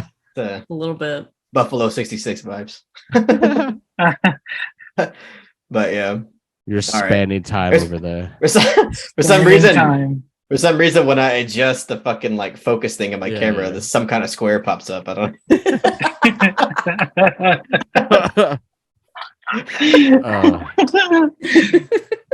Yeah, No Country for Old Men. Who gives a fucking shit? It's a good movie. Great movie. Yeah. Yeah. I just wanted to add my Oh, favorite sound design in any film ever, because there's no score and there's like this ominous sort of tonality for that movie, and just I like, I'm probably like an ending that frustrates so many people, but I think it's so brilliant. Like I love the ending. Yeah. No, yeah, I like the ending too. it's kind of this bleak, thesis on everything that you just saw. Like it's R.I.P. Cormac McCarthy too. He just passed away, and that's Yeah. a brilliant book. And he was a good writer. He's a great writer. I need to watch I it kind of want again. to read it. It's amazing because like you see how they adapted everything. It's like it's a great read. Yeah. Yeah, McCar- you need to watch it again, Carlos. It's fucking masterful. Do you not love it? You don't love No Country for Straight Men? No, no, I do love it. I do love it. I just don't love it as much, I guess, as everybody else. But I do love the movie. I just haven't seen it. I haven't seen it from start to finish for like 7 or 8 years, I think. That's You insane. know what? I'm actually kind of there with you. And I thought rewatching it would like make me like, but I just rewatched it like a few months ago. And Yeah. I That's still gonna be like, my next real pick. I think it's great, but it's not like mind blowing great to me. I don't know. I mean, that's the way I felt about it. Like I remember watching it being like, oh, that was a great movie. But like I would, in my head, I would put like Fargo above that in terms of like Coen Brothers. No. I would as well. Yeah. That's gonna be my next real pick. Is No Country. We're That'd be- changing this. Oh, I that'd be put Big dope. Lebowski Yeah. over everything always. Yes. Hell I mean, yeah. we had both of those on our 90s list. Like I love all those, but I think No Country, I'm with Blair. I think it's not far behind those for me. It's ahead for me. So No, I mean like Well, they're my favorite. They're my I thought favorite. I thought you were with me, but They're my favorite directors of all time. I am with you. They're my favorite directors. It's Okay. like it's so hard to rank them. no, for sure. I mean, not for me, but I understand. Like, yeah. I'm with you. I'm with you. I'm with you. Mind games, you know.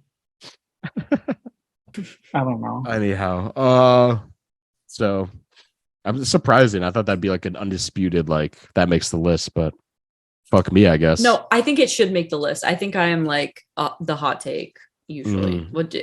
I just have Carlos here as well. Yeah. I mean, I don't know. We'll see. Usually, in the grand scheme, The of last things, I three am not. picks, like it Dancer in the Dark, you're like, it's pretty good. But It's pretty good. it's pretty good. It's Oh. fine. It good. Okay. I'm with you. I'll be setting up for that film. Kaylani, can you go next? Yep, that's my name. Sorry, that was Don't wear it out. Hi, we have Eternal Sunshine of the Spotless Mind. Oh, nice. Nice. This has been one of my favorite movies for the longest time. I've loved this ever since the first time I watched it when I was like in high school. And it really just holds up. And like no matter how many times I've seen it, it never fails to emotionally wreck me. Like I've never finished this movie and not been like pouring tears down my face. Like it just cuts me deep every single time.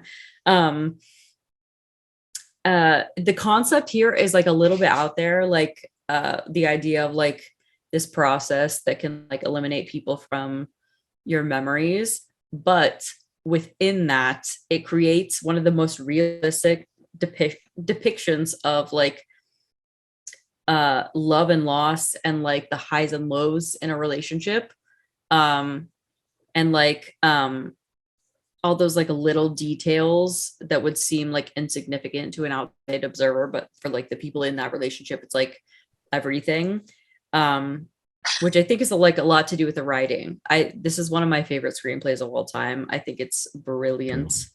And I love the way that like the concept of memories is explored here, like visually, and then also like the way we're delivered information in like the non-linear way that we are told the story. Like we're shown these little like blips of their like time together, and it's like up to us to like use like context clues to figure out like at which point in their relationship it comes from. I think this is so like creatively crafted, and it really just like holds a special place in my heart. I don't know. I think I'm too emotionally close to this movie to even talk about it objectively. Like I just love it so much. No, yeah. I think objectively speaking as well, though, I think it's beloved by so many people. And yeah, one of the greatest like portraits of love and loss, and like that person in your life that's like so complex to your like, you know, what the movie's about. Yeah. You know, I don't. So That movie hit. That movie It's hit fucking really great. fucking hard when I saw it. Yeah, there've been times when I've watched that movie and it like completely wrecked me at the certain points in my life. And that was Charlie, like one of. I'm sorry. Go ahead. I was just about to say Charlie Kaufman's script. I agree is like the most intricately brilliant things ever put to screen, and I love it. I love it too. That was one of my earliest exposures to like art house filmmaking. Same. I saw it when I was Same. like I had to be like 7th grade or something. Me 7th too, yeah. or 8th grade. Middle school. And I was like I was just scrolling through like what was playing on HBO, and they were playing that, and I was like, couldn't even believe I was watching. I was like, what the fuck is this? I never see anything that was. I was never like exposed to anything that was even like constructed or presented in this way. I was just like that was like one of the earlier examples of like me realizing that like films like this even exist. And then the fact that I had Jim Carrey in it, I was like, it's just like things started to click. I'm like, okay, these films exist. Not only do these films exist, but like well-known actors are part of these projects, and that's like again one of like the earlier stepping stones of me like trying to, you know, dive a little bit further into the rabbit hole of like learning that, you know, all kinds of different unique pieces of filmmaking exist that aren't part of the mainstream. But yeah, I love the film a lot. It's so fucking trippy and surreal and emotionally heavy, and I just love it. Like in terms of presentation, you can't really, it's really hard to compare it to anything else. Yeah, no. Maybe other Charlie Kaufman films Yeah. in certain ways, but like that's why he's like one of a kind, like artist. You know, to like embarrass. That was like my favorite movie when I was like in middle school, and my old like bio on Tumblr was like Kirsten Dunst's like quote in that film, which I forgot exactly what it was, but when she's talking about what the eternal sunshine of the spotless mind basically is. So yeah, that movie's meant a lot to me for a long time as well. So I'm glad it's being talked about today. I watched the movie in theaters with Perry for the first time last year, and it was a very memorable experience. It emotionally wrecked me because I was fresh out of a life-changing relationship. That's when it hits the that'll get hardest. ya. Yeah, it'll fucking get ya. it'll creep up. Literally on you. couldn't speak after I would that love experience. to watch that in theaters. That would be That would be incredible. Except for awesome, like yeah. the walk out. It would just be like, don't look at me. Yeah. Everyone just like Yeah, Perry was Just, like like, trying to talk to snotting. me. He's like, Perry was like trying to talk to me like about the movie, and I just couldn't. Like You were not having- enough- right, You're having like non-flashbacks. Yeah. Yeah. Like that Well, cat. honor. Seriously. Yeah. it does, because that movie is like fragmented sort of memories. Yeah, you know? it is like That, like, flashbacks. Quite literally, like each of them are so relatable. You could like place yourself in like certain Mhm. situations like that. Yep. So I've been there. It hits close to home. goddamn, the ending when they're like in her apartment and at the end is like so fucking perfect. Yeah. I love Kate Winslet in that movie too. She's such I just love her incredible. in general. I love I was gonna say I just love Kate Winslet. I do too. Yeah, no. She makes any movie better, honestly. Truly, yeah. She does. Yeah. She's great. That's a dynamite pick right there. Oh yeah. Carlos. Number 2 time? Numero 2. All right. Okay. So I do not have a copy of this on DVD or the Blu-ray because of the fact that it does not have a good release on DVD or Blu-ray, which is a shame because it really should. I am talking about Cache, which is written and directed by Michael Haneke or Michael Haneke, depending on however you want to pronounce it. Yeah, Cache is. I mean, this is another film that I've talked about a lot on my channel. I don't have a review for it, but I have a scene analysis on it where I talk about the most fucking devastating and traumatizing scene of the movie. But that film it sticks with you in such a harrowing way that not many films do. And one thing that I love about it so much is that it accomplishes a way to traumatize you and have such a deep effect on you in a very disturbing, lingering way without really going overboard with anything. Like, it's a very subtle, minimal piece of filmmaking, and it's just the way that context is established and the way that it's built between characters, that when we get like the biggest scene of the film, it just wrecks you in a way that is almost indescribable. And it's just because of the way that particular scene is shot, because it's very minimal and it feels, again, very real and authentic. Like you're peeking in on something that you shouldn't be watching.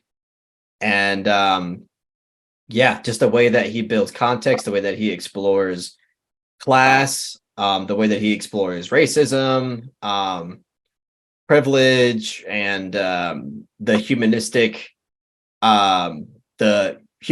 urge to not tell the truth and be dishonest with yourself and with others, to not take accountability. It's just like, I don't know, he explores that incredibly well. And again, also combining themes of class and racism in ways that I think is very, very compelling. Cache, just such a fantastic piece of filmmaking.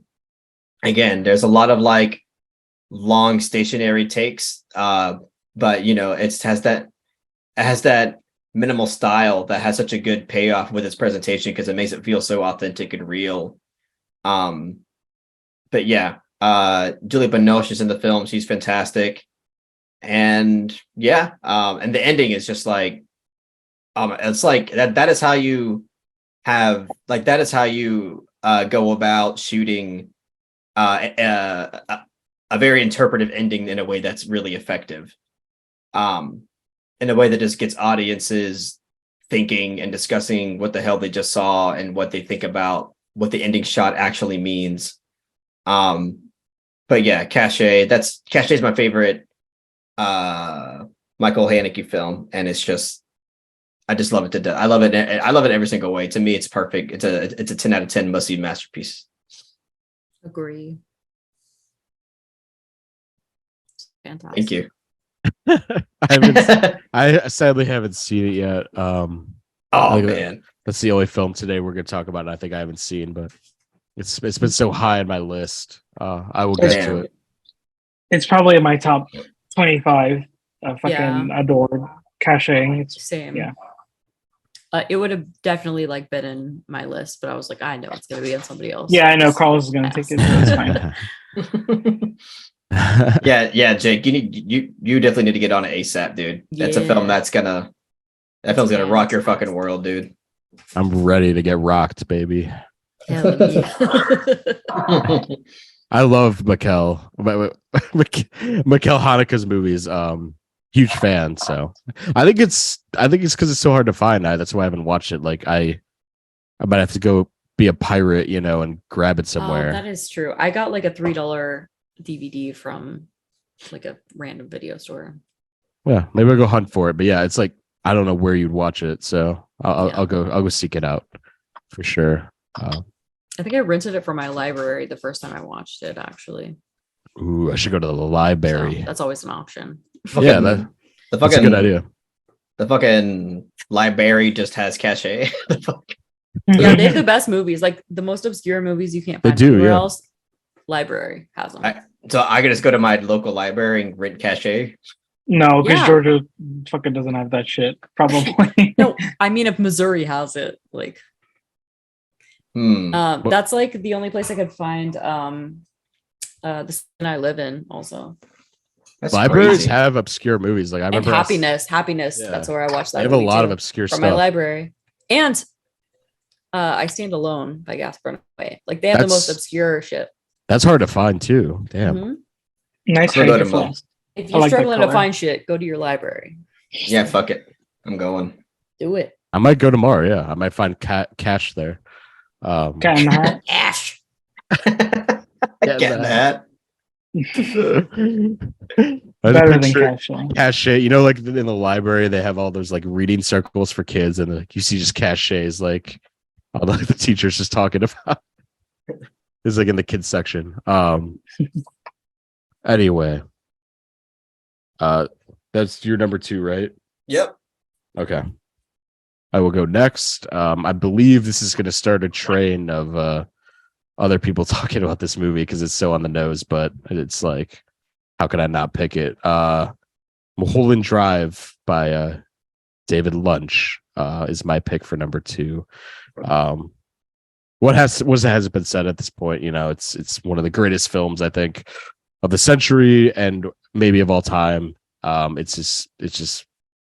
It has such lasting power in the cinematic, you know, archives of America, and people just rediscover it over and over. And what kind of Carlos was saying about Eternal Sunshine, like that was definitely a window for me about, you know, art house filmmaking at a really young age. Shout out to my dad because he actually showed me that movie when I was like 15 and kind of expressed, you know, interest in films.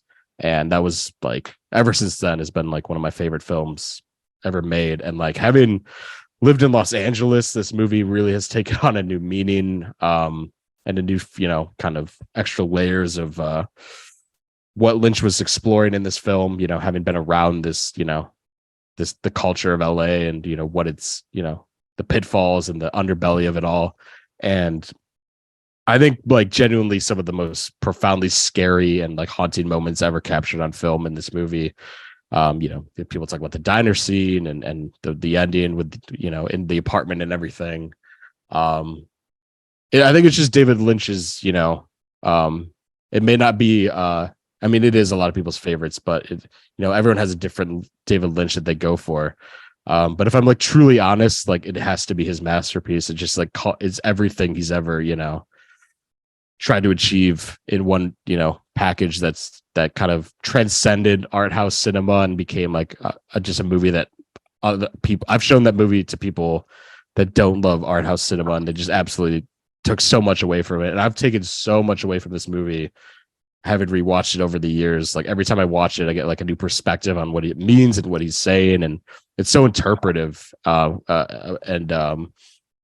yeah, it's just the perfect film. And like, I think it defines the 2000s in a really particular way, which directors were just getting more like, you know, out there with what they were doing. They were just like, they weren't afraid to just kind of let the audience sort of interpret what their films mean without being, you know, ham-fisted. And that was a movie that just crossed barriers. And I think one of the best films ever made. I don't think that's really controversial. Just so damn good. Yep. Fucking Must-see fantastic film. masterpiece. It's not my favorite David Lynch. That would be Eraserhead, but Mulholland Drive is a very, very close second. I think it's his best film, that's for sure. Yeah, I agree. Yeah, I mean, that's what I'm saying. Like, your Eraserhead is like, you know, you can't really dispute. And we talked about Blue Velvet, and he's really had a lot of spots on these lists so far. And Mulholland Drive is just, yeah, it's always been the one for me. Just everything about it, I love. So, Yeah, That's it's just like it's a very like, I mean, you can't perfectly construct a surreal interpretive nightmare in the way that like in a better way. Yeah. David Lynch is just so fucking great at that, and to me, he's like that is like the best kind of again the best kind of interpretive surreal nightmare film you'll ever get. It's the creme de la creme, and that scene that no I Banda. Yeah, that's it. Oh my god, that's such a fucking good scene. Yeah, I don't want to go into too detail for people who haven't seen it, but that scene in particular, the way it explores like the illusion of sound design and stuff is just like so fucking great. Absolutely. That's it. Yeah. Blaire, do you want to go? Yeah. Mine number 2 is from my favorite director of all time, brought up earlier, Mikhail Haneke's The Piano Teacher. I know I've said a bunch of times like all-time favorite performance, but Isabelle Huppert and in The Piano Teacher is my all-time favorite performance, full stop. Any film. Yeah. Her character Erica has like so much fucking depth and layers, and the way that Isabelle portrays her is like unlike anything I've seen in any film. It's like it's a very disturbing film, but obviously it's not disturbing in the sense that like Antichrist is, because it's not very graphic. It's a character study film that deals with a very sexually fuck, I can't think of the word, like repressed. Yeah, thank you. Thank you. Yeah, very sexually repressed and deeply disturbed character who has a lot of like trauma, especially dealing with her mom. And yeah, there's a lot of like very disturbing like implications in this character. And like I don't know, I've heard people complain about this movie about like how information is like purposefully restricted from you, but I really like that. I like the whole aspect of the movie that like that you have to like infer a lot of things about this character and her thought processes, in a sense. And like, you know, she is like obviously a piano teacher, but that is not what the film is about at all. Like, I don't really want to, like, I'm not trying to ruin the experience, but like it's kind of like deceivingly straightforward at first, but then you just like slowly uncover this like, you know, fucking deep psychological trauma basically. And the movie ends like in such a fucking devastating like and in such a devastating way. Like the third act, there's something that happens in the third act that's completely abhorrent and will forever haunt me. And yeah, I can't recommend The Piano Teacher enough, because I think it's directed to perfection, and Isabelle just acts the hell out of the movie. Yeah, I love it. Totally. That's my personal favorite Mikhail Haneke movie I've seen. So yeah, I think it's my personal favorite too. Yeah, it's like neck and neck, that and Cachet, honestly. Me too. Like, they're so great. I haven't seen The Piano Teacher in like 5 years. I gotta give that another watch. You gotta re-up. Re-up on that shit. I meant to buy it on the Criterion sale always, just because it's like a knockout performance, and just so, like you said, you can just, there's so much to interpret for their character. It's like so rich. I've always meant to go back. It's just so damn good. I would venture to say one of the greatest performances we've talked about today. Definitely. Okay. Sure. All right. No, that's a great pick. We are on number ones now. So what do we say always? It's fucking spice time. Spit. Spicy time. Throw a little habanero on that shit. What's your number one? My number one is, you're gonna see a familiar face here, Mulholland Drive. Oh shit. Oh, nice. I really have always felt inadequate talking about this movie because it's just very hard to explain in the first place. But I mean, I don't think there's anything more I could add really that you haven't said already. Hence why I was so bad at explaining it, because I was like, what do I say about I don't this? even know where to start. I didn't even make notes for this one. I have a whole thing of notes and I didn't make notes for this one. I was just like, nope. Like David Lynch this is really David Lynch at peak David Lynch. Yeah.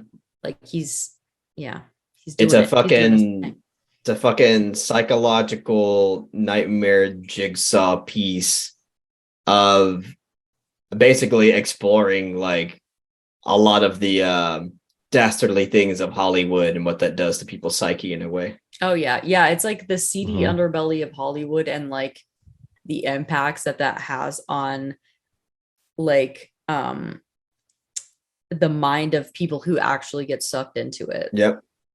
For sure. Kind of like a damnation on that culture, almost like like a cautionary tale in a certain way of an age-old, like classic Hollywood sort of archetypal, actress coming from a small town. It's just like a shitstorm of competition and envy and people that get sucked into that and fall into that horrible trap. Just it can downward spiral really quickly. And like bad power dynamics and people taking advantage of people. It's just it's fucking amazing stuff. What was the what's her name? Rebecca Del Rios, Silencio, just like one of that's my favorite scene of the movie. Me too. I forgot to mention that. It's fucking perfect. I don't. It's so good. It's just like emotionally just gut wrenching. Like you feel every ounce of like despair within the characters at that moment. Just can't say enough. And that's like the turning point too, to where like shit's like making sense at that, like up until that, and then like it gets all twisted after that. Absolutely. What were you saying? Mulholland Drive to me is like to me the scariest like non-horror movie out there. Sure. Because like the ending to me is like terrifying. I don't know. Yeah. I've heard some people say it's silly. It's like, yeah, it's fine. No, it's terrifying. Yeah. Yeah. No. It's like the way everything culminates in that movie. Like whenever I have a nightmare, I like really vivid ones. I like that was like a Mulholland Drive moment where it's like you're interpreting things that have happened to you or like certain like horrific moments in your life, and they feel so vivid. And like the moment, like when she's at that Hollywood dinner party, it's like that feels like it's like a weird fucking fever dream. Like, yeah. Kind of reminds me of that scene in Lost Highway with the fucking guy and the phone. I love that scene so much. Yeah, Lost Highway is like fucked up. Like I love it's amazing. Yeah. I wasn't even the biggest fan of Lost Highway. I mean, I do like it. I gave it a 7, but like that scene with the man, the cell phone, the beginning that we get, that is fucking 10 out of 10 scene. I love it so much. Yeah, so great. Do you guys like Inland Empire?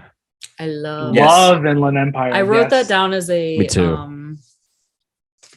Like an extra at the end. Yeah, it's kind of a good companion piece, almost with Mulholland Drive. Like they could, almost the same route of like fever dream that Lynch, Hollywood story. But that's like almost most like abstract. It is at bananas. Yeah. When I watched Inland Empire, I couldn't fucking believe this was a movie, and like how anybody like likes this movie. And it's funny because I was loving the movie, but I was like, the fuck? I don't know. It's 3 hours of this shit, but I was loving it.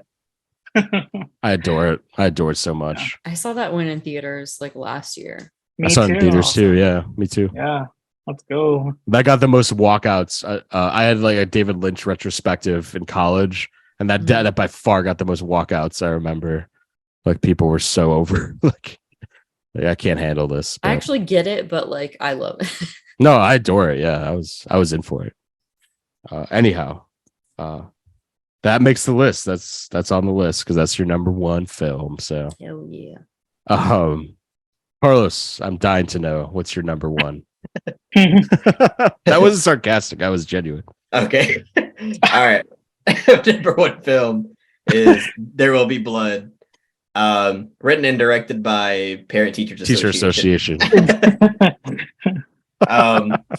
Yeah, this is Paul Thomas Anderson at his very finest. Not only do I think this is his best film and the best film of the 2000s, but I think that this is genuinely one of the best films ever crafted.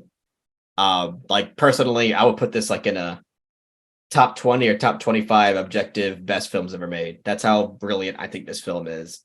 And I know that it's made in the 2000s, so it hasn't had like the most time to sit, but I'm sorry. Like, I think that this film in every single way, not only is it perfectly crafted in terms of just like the aesthetics and direction, and everything like that, and the score and all that, but just the way that it explores everything thematically with Daniel Day-Lewis's character, Daniel Plainview, who is just this. I mean, in a lot of ways, he's just like a scammy businessman. And in other ways, he could be a good father to his son, and then another way, he is like the worst father to his son. And then like, I just love I love the way that this film explores the relationship between capitalism and religion in America, because you have Daniel Day-Lewis's character, who is obviously like this, I mean, in a lot of ways represents capitalism in every form. And then you have Paul Dano's character, who represents religion in like every form. And the kind of like power dynamic battle that both of these characters have throughout the film is so subtle, but so fucking compelling. I just think, honestly, like their dynamic is one of the most compelling character dynamics in any film ever, because thematically speaking, it just is so dense and is so substantive, and I just love it dearly. And yeah, and the fucking the oil rig scene where they strike oil is just, oh my god, that is such a beautifully directed, beautifully acted, and just like well constructed scene with the use of score there is so unique and different. Yeah. Johnny Greenwood. Yeah, that score, dude. I was like, I watched this film when I was like in 8th grade, I want to say. And even in 8th grade, I saw it and I was like, this is a must-see masterpiece. And it's a very mature. I mean, even to me today, I'm kind of shocked that I really loved it even at that time. Because like even at that time, I was still like not even hating like Transformers movies. I was still like enjoy that, and I would think that was like good movies. So like for me to watch that, for me to watch Transformers and think that's good, and then also watch There Will Be Blood and think that's a masterpiece, to me it like shocks my mind to even like fathom that. But yeah, this film is just like, when at the time when I watched it when I was in 8th grade, that oil rig scene and the way that score was used, I was just like blown away. Like I was just like, it's one of those things where I'm like, it's so unorthodox, especially for me, like witnessing that for the first time, but I just couldn't look away. Like it was just like so absorbing. And again, like one of those early like stepping stones of me being exposed to films like that, where like I realized, damn, this is just like so artful and so creative and unique and just so powerful. And yeah, I mean, fucking Daniel Day-Lewis in this film, he gives, I mean, again, arguably one of the best performances of all time. Really, really, really great, this film. I mean, I don't even know how he was able to pull it off. He is just so fucking convincing, as this character. But anyway, yeah, I don't want to go on for too long, but I just fucking love it dearly. It's a film that I really, really want to see on the big screen someday, and hopefully I get to do that. But yeah, I love it to death. It is my favorite film of the 2000s, and to me, one of the best films ever made. Like really high up there as like one of the objective best films ever made. I will fight to the death on that one. You know what, Carlos? I will not fight you. Yeah, I fuck with you a lot with No Country and There Will Be Blood, but I actually agree. I think Yes. There Will Be Blood is like one of the best films ever made, and it's not even controversial to say that Daniel Day-Lewis in the movie is like one of the greatest performances of all time. Like, Yes. No. that's like a no-brainer to me. Yeah, So fucking good. absolutely true. Yeah. And I Paul still Thomas like No Country Anderson. more though. And Paul Thomas Anderson hasn't made any other movie that is like this one. Like not even close. It's just like it's so crazy that like he was like his filmmaking, I mean his filmography is so diverse. Mhm. But then you have other films like Boogie Nights and like Licorice Pizza and maybe like Hard Eight where you can kind of like get where and even like Magnolia, there's kind of like some similarities between those, but then you have something like There Will Be Blood, or like There Will Be Blood is like a whole different fucking animal that's nothing like anything he's made, and he still hasn't made anything like that. Maybe like Phantom Thread, I guess, but That's still very different. Yeah, they are very different, but yeah, they're more on the same wavelength, I think. I remember someone in the Discord put it perfectly, where it was like coked out PTA versus stoned PTA. Yeah, Mitchie has like a whole classification for the different, which is like honestly perfect because it was like the different, you know, he's like that. Those coked out kind of ensemble pieces versus these really moody kind of character pieces that like breathe, and there's so much like subtext to them. I definitely could see what he's saying, but no, yeah, I agree. Like that's one of the greatest films. Like I always call it like one of the greatest American films ever made because it's so about, you know, birth of capitalism and, you know, its relationship to faith and government and all that. Like it's one of the most like ambitiously told movies I've ever seen because like it tackles so much, but it's yet so simple and so like it articulates everything perfectly. And like all in the essence of Daniel Day-Lewis's performance and just like the filmmaking and like it's just astounding what it's like one of the most accomplished movies I could truly think of. And to mention No Country, like the fact that they were filming in the same place at the same time is pretty insane. So cool to me. That's awesome. Like, that's two of the greatest films, in my opinion, two of the greatest films of the decade. Too. So insane. Yeah. Yeah, I agree. It's a perfect film to me. It's one of my all-time favorites. I think it's one of like the greatest films. I'm also representing the shirt. Yeah, that's a dope. That's a great shirt. Thank you. You know, probably one of my favorite scenes in that movie, or like is aside from the oil rig scene, is the church scene when he's confessing and he's like the baptism, I guess you'd call it. That's like some of the best acting you'll ever see. It is. It's Daniel Day-Lewis doing like a million different emotions, like guilt and anger and like even like comedy. Like the way he's like, I laugh at that scene, but I also like cry. It's like it's every emotion like going through his face. Yep. At such a high level of like anxiety, like it's just insane, that scene, and the way that it's like one long take that slowly zooms out. It's I think out or in, I forget. But yeah, I have a scene analysis on that scene actually. Oh really? Yep. Okay, check it out. To me, honestly, I don't like.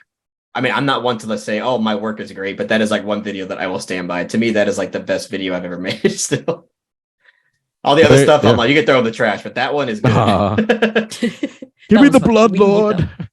Just give me the blood, Lord. I love that, like he's like working on a whole nother level, but then Paul Dano is also like matching him, and that like that's just like masterclass of acting there. It's wild. One of the few actors to like match his energy. Like I guess Vicky Creeps in Phantom Thread is pretty damn great too. Like Paul Dano's like it's pretty great. He matched it. Yeah. Until the end when he gets like completely outbested and like one-sided sort of. Got his milkshake drink. Got his milkshake just completely sucked out of him for sure. that's a movie. The best I could say, like, it's a movie that makes me like just love movies more. You know, every time I watch it, it's like as cliche as that sounds, but it's like movies are the best, and like this is the best possible representation of what a masterpiece is. Like at least one of them, you know, like you said, For top sure. 20, top 20. I would like you to tell me that God is a false prophet. No, I want you to tell me that you're a false prophet. And God is a superstition. God. I think that movie's like hella funny. Like I laugh at that movie a lot. Yeah. It's just imagine this is your church, Eli. Okay. You sniveling ass. I love bowling alleys. But some of the best scenes of all time have happened in bowling alleys. Right? If you think Yeah. about it. We talk about Buffalo 66 and Yep. Big Lebowski. There's something to that. That's I what also Tina really was love. born. I also really love that first scene we get between Daniel and Paul when Daniel is like trying to offer to buy their land, but in a very like scammy way by saying he just wants to hunt quail there or whatever. Yeah. But like Paul like sniffs that he's just trying to scam him, and he's aware of like the oil they have. So like they have this really awkward, intense exchange for each other. It's just a really great way to like establish what their dynamic will be for the rest of the film. Mm-hmm. And it's just like so beautifully done. That actually is like one of my favorite scenes in the movie. It's just like really, really great. You know what confused me for a long time was that Paul Dano plays two characters in that movie. Do you know what I'm talking about? So he plays Eli, and then the other one's Paul, right? And then I forget that. It was so confusing the first time. I was like, wait, why is he now like he was like a capitalist freak, and now he's like he's a preacher. I was like, what's happening? Yeah, when I first saw it when I was like in 8th grade, I just the whole movie I just thought they were the same person. Yeah, me too. I was like, and then later you read on IMDb, it's like, oh, he's two characters. Yeah. Which is great because like I love when Daniel sees Paul for the first time, like when he's like out like with the sun, like whatever, and then you see Paul, he's like bringing him wood or something, and he's just like he just stares at him for such a long time. He's like, like what the fuck? Like what the fuck? Like in his mind, he's like, what the fuck are you doing here, dude? And then he realizes, oh, there's some. Sorry, go ahead. No, go ahead. No, I was gonna say there's some amazing like gazing in this movie. Yeah, of like just him giving people death stares, like when they're eating in the restaurant in the saloon, and with his son after he's like got him back after abandoning him. And he stares at that group of guys for like, it's so unnerving. Yeah. Like, it's terrifying. Anyway, yeah, just the performance. There's so much to talk about, but oh God. Was that it? Any more There Will Be Blood anecdotes? I mean, I could talk about this fucking we got to cut ourselves for the sake off. of time. Let's go ahead and move on. all right, that's fair. My brother and John actually did a whole episode about it like a few weeks ago. So if you want to, we've talked about it so much on this channel, but you know, there is that much you could really discuss. So, check it out. All right, I'll do my number one, which, you know, a little anticlimactic after talking about that film, but, I'll hold it up. I think it's number one. I think it's my number one. I'll stand by it. Wendy and Lucy by Kelly Reichardt. I respect that. It's my number one film of the 2000s. Very on the nose for me, right? This movie has just been so important to me the past few years. I love how much you love Kelly Reichardt. I don't know what it is. It's just something. She's truly become like my, you know, top 5 favorite directors, if not, you know, top 3 at this point. You know, slice of life cinema really has become like my favorite, you know, kind of subgenre in films. And this was like, when I saw this film, it just like everything kind of clicked. You know, this is like this style, this aesthetic, this kind of like approach to filmmaking was like truly my, you know, what my taste is. And if you've seen Kelly's films, you know, she's a very somber, she's a very caring and like elegant kind of figure in cinema, and makes really, really subtle and very, you know, but, you know, very rich characters at the same time. You know, her outlook on life is just very particular, like the way she captures everyday life. And I think Wendy and Lucy is the perfect balance between like her subtle filmmaking, but also very like, in the context of the movie, a very devastating portrait of loneliness and kind of like codependency and like this there's so much to this film. I think I mean, granted, I've seen it more than most people, but like just in Michelle Williams' performance and like this kind of docu style of filmmaking, like it really just really becomes like a really rich tapestry to talk about like America, like the financial crisis that was just about to happen, like, you know, and kind of this portrait of America that we usually don't see, like these kind of like dead end towns that you like aren't portrayed on film as much, like almost like Gummo or something like that, in a way. And Michelle Williams in this movie, just like, that was definitely a big step for her in this. Like, kind of got her, like you were saying, with like huge actors making like kind of avant-garde experimental stuff like this. She was kind of stepping into that realm, and she's like so fucking good in this movie. There's so much said with like very little dialogue, honestly. And yeah, it's the movie. Like I've said this a million times, but this movie just means so much to my love of film, my love of Kelly Reichardt, and if anyone asks for film recommendations, this is always like at the high point of like my recommendations list. And I just want to say I miss my dog so much whenever I think about this movie. And you know, dogs are the shit. So yeah, if you haven't seen Kelly Reichardt's movies, like start with Wendy and Lucy. Like I'm just so happy, like all of you guys in the Discord and all of you guys watching, like have like explored her films, because like a few years ago, like they weren't on Criterion, they were so hard to find. Like I felt like I was alone just like adoring her films, but like ever since they've gotten more of a release and like more people have talked about them, like I think people have celebrated her work more, so I'm just really happy about that. And please, Criterion release of Wendy and Lucy someday. That's it. It's dude. My love. I fucking love Wendy and Lucy. I love Kelly Reichardt a lot. I think I've seen 3 of her films at this point. I love all of the films that I've seen from her. Honestly, I think Certain Women might be my favorite. It's incredible. Certain Women is a phenomenal film. I love that film to death. Mm-hmm. But Wendy and Lucy is another just phenomenal emotional film. Heartbreaking in a lot of ways. Yes. Just so effective. I love, everybody who knows me knows that I am a sucker for like subtle, powerful filmmaking. And Kelly Reichardt fits that description like better than any I can really think of right now.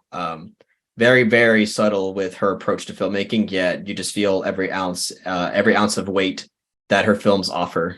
And yeah, I'm glad you picked that, dude. I really love her. Like, I feel like if I watch more of her films, like she might be like my favorite. She might be my favorite female filmmaker. I love that. Yeah, I watched this very recently. And this is definitely my favorite of hers that I've seen. And I do love everything that I've seen from her, but this fucking wrecked me. I was not okay at all after this. It just hit so hard. Yeah, it's so good. It's just so I'm good.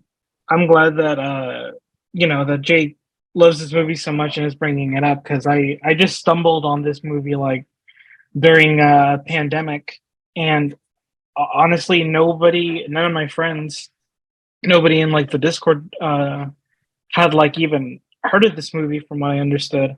So when I watched it, I like fell in love with it and started like raving about it to everybody. And I'm glad I got a handful of people to watch it because it's so good. I love Michelle Williams. I love Kelly Reichardt, and I love the Pacific Northwest and dogs. Exactly. And I was gonna mention the Oregon part is definitely fits your love of film too. Like this movie is honestly Blaircore. It's Jake and Blaircore.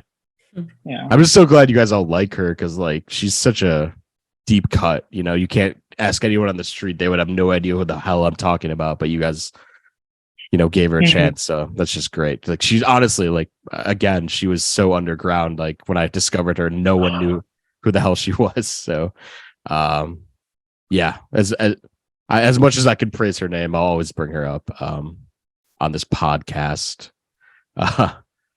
Yeah, that's my number one. So, Blaire, you're our last You're finishing us off here. What's your number one? Okay.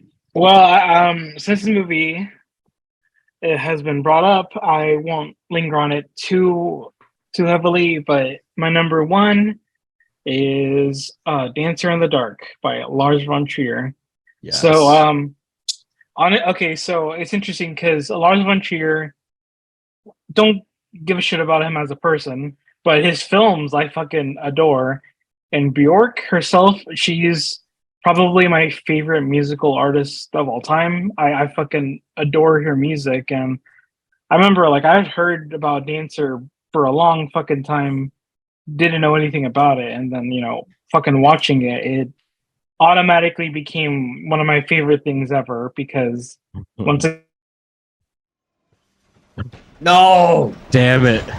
I've seen it all. I have seen the trees. I have seen the willow leaves dancing in the breeze. I've seen. Oh, really? Can you guys hear me? Yeah, I can hear you. dang. You're Okay, back. well, I'm not gonna appear on camera because like I said, my phone's dead. So okay. I'll just make a Chill. note. Okay, it's just so people know that Blair's phone died. So that's why you don't see her It's a death. anymore. So phone is Okay. dead. I just Well, want to explain it so it's not like weird. Okay. Okay. So Dance in the Dark. Like I said, I'm not gonna harp on it too much. I think Bjork is fucking incredible in this movie. I love how she obviously hasn't been in too many movies, but with this film, she fucking gave a powerhouse of her performance. Incredibly devastating is like, such an understatement.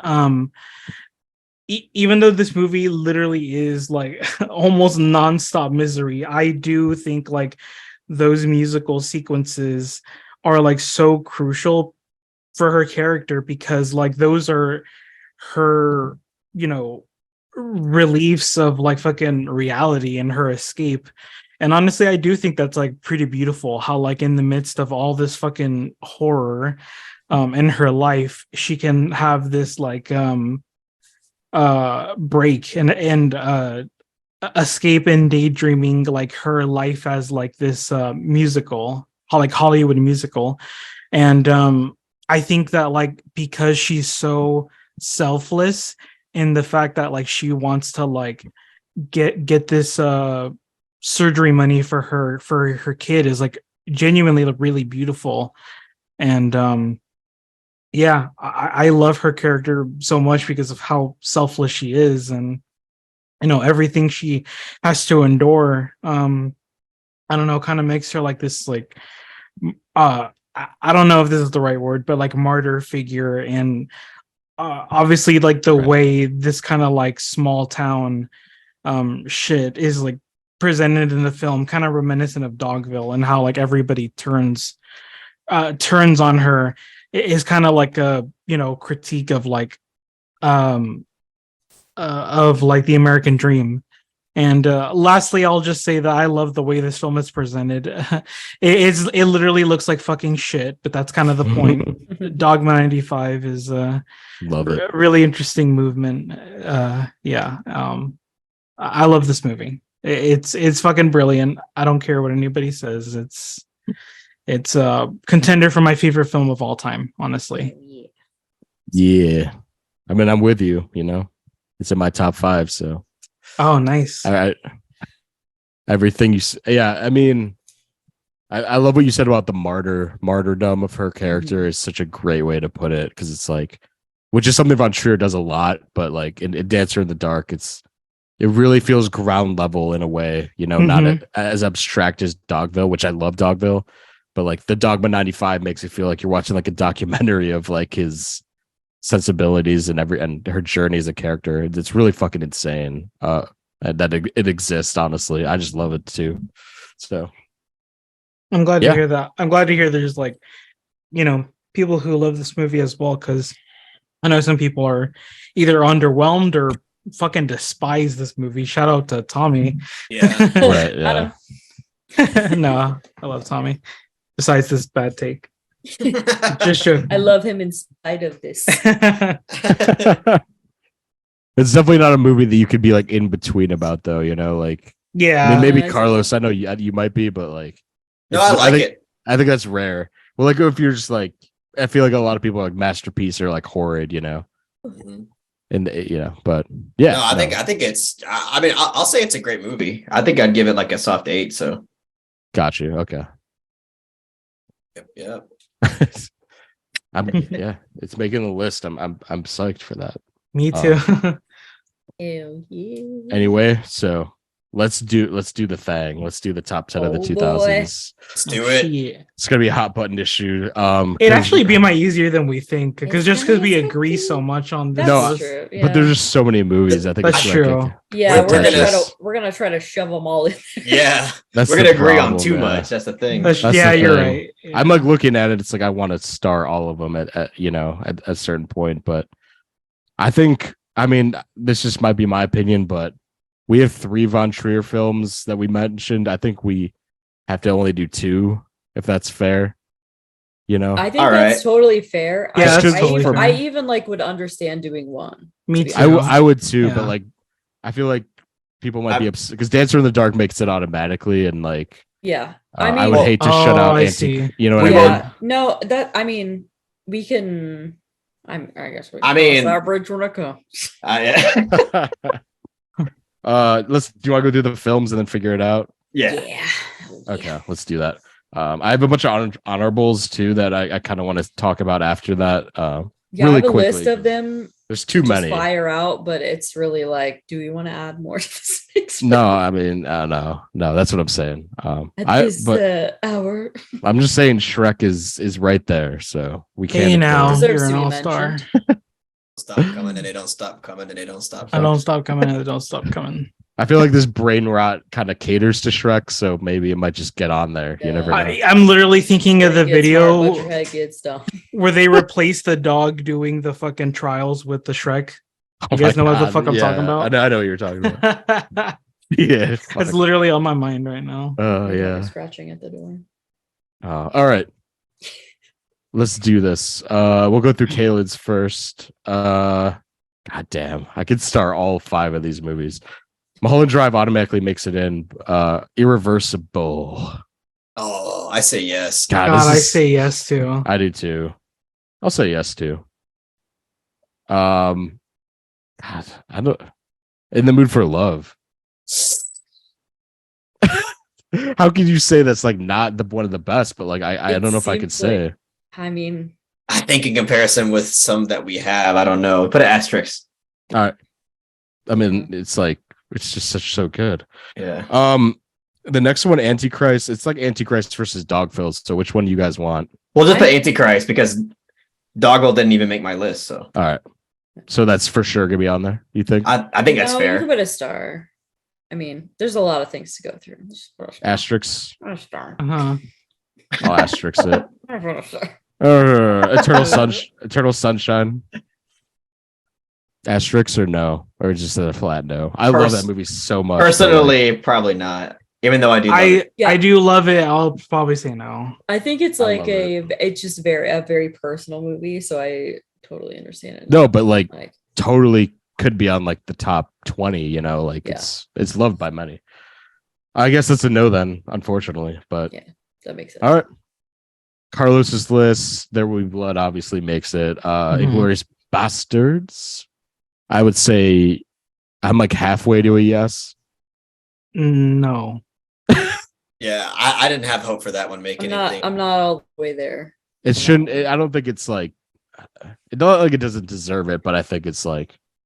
I can't say it's better than In the Mood for Love, or you know. No, You know It's what I'm not saying? better than the Yeah. Benchwarmers, that's for sure. Get the fuck out of I was Not laughing even as a joke. when Kaylan was talking about Antichrist. I kept thinking of like, what if like Gus Bus just drove by like in the middle of that movie? and gave a beef stew. That's so random. I know. What the fuck? Well, we were talking about it right before she brought up Antichrist, so it was like fresh in my brain. That's funny. Gus Bus drives by. Antichrist would have been a lot better. Like yeah. you know, during the beginning cold open when you see the outside, you just see Cold open. Gus Bus come. Imagine you get the Happy Madison logo and then Antichrist starts playing. The golf swing. Oh god. You get that like song. Yeah.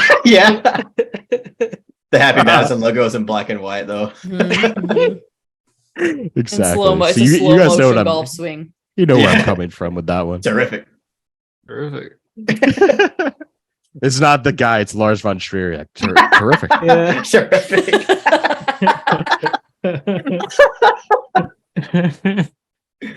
Oh hell no. Okay. Oh hell. Oh hell no. So Glorious Bastard is a no. No, I guess not. Yeah. Fuck you guys. Dude, Yeah. I was you know, This is what happens nearly a dog. Bro. Y tu mama tambien. I want to say yeah, I actually. say Yes. yeah. I say That's yeah. a yes. E2 Mama Tambian. I'm not like automatic yes, but I can get on board I with the mean- yes. Yeah. I mean at least give it a star. At least give it Let's a give it a star. star. It deserves to Uh, be discussed. No doubt, yeah. Pan's Labyrinth. Oh yes, come on, guys. No. What? Yeah. Come on, Pan's I would Labyrinth say, needs to make it. I would say there's just a lot of movies. It's Pan's just Labyrinth's like- a benchmark of cinema. Come on, guys. We're not I gonna feel narrow like- this down at all. We're gonna have a list of like 30. I feel like- there's only 20 movies though, Kayla. yeah. Well, But we it's have not- honorable mentions. exactly. Yeah, I have 6 of those. You right. I feel like it's Pans versus E2 Mama Tambien. I think we got to pick one of those two. Fucking It's one of my Pans. también. I would Pans. say Pans. I don't like pans. What? I don't know. What? I don't You know. don't you don't like frying pans? No, they suck. They do suck. Yeah, you're right. Questionable. Fuck Questionable Pan take. Slimer. Yeah. I like a good skillet I though. love them both. Let's just I like both Oh. pans. no, seriously though. Like I what? like pans I'll and get- skillets. Serious. Eat I some like- también. No Fans pans. who all cookware. No. I vote pans over E2 Mama También. What do you I'm think? gonna Kayla? asterisk both of these because like this is crazy. I can't think choose. I think pans deserves to be there for sure, but I don't think we should rule out Eat Mama. All right, I'll Thank you. asterisk that. Okay, But what's next? Cachet? Cachet. Yeah, I haven't seen Yep, it, so That's no, a hard yes, Fuck No. yes. I got no hard dog in yes. this bitch. Okay. as the Yes. saying goes. Yeah. right. Commonly said.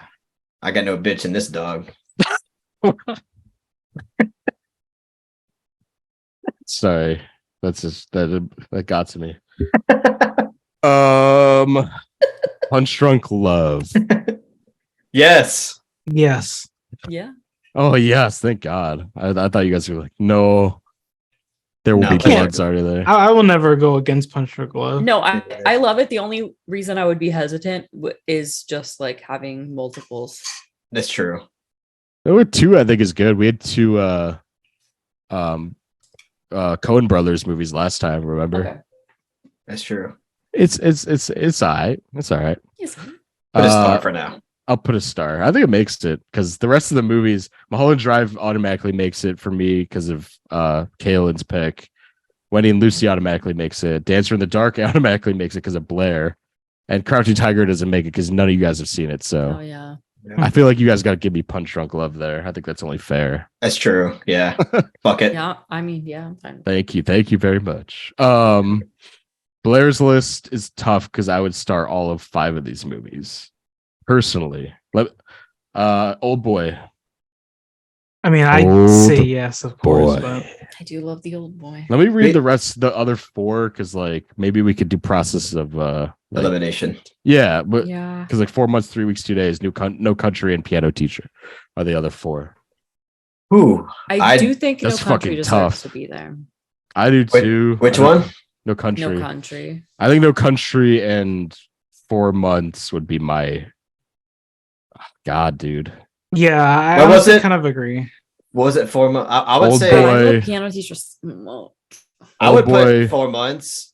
4 months and Old Boy. and No Country over Old Boy.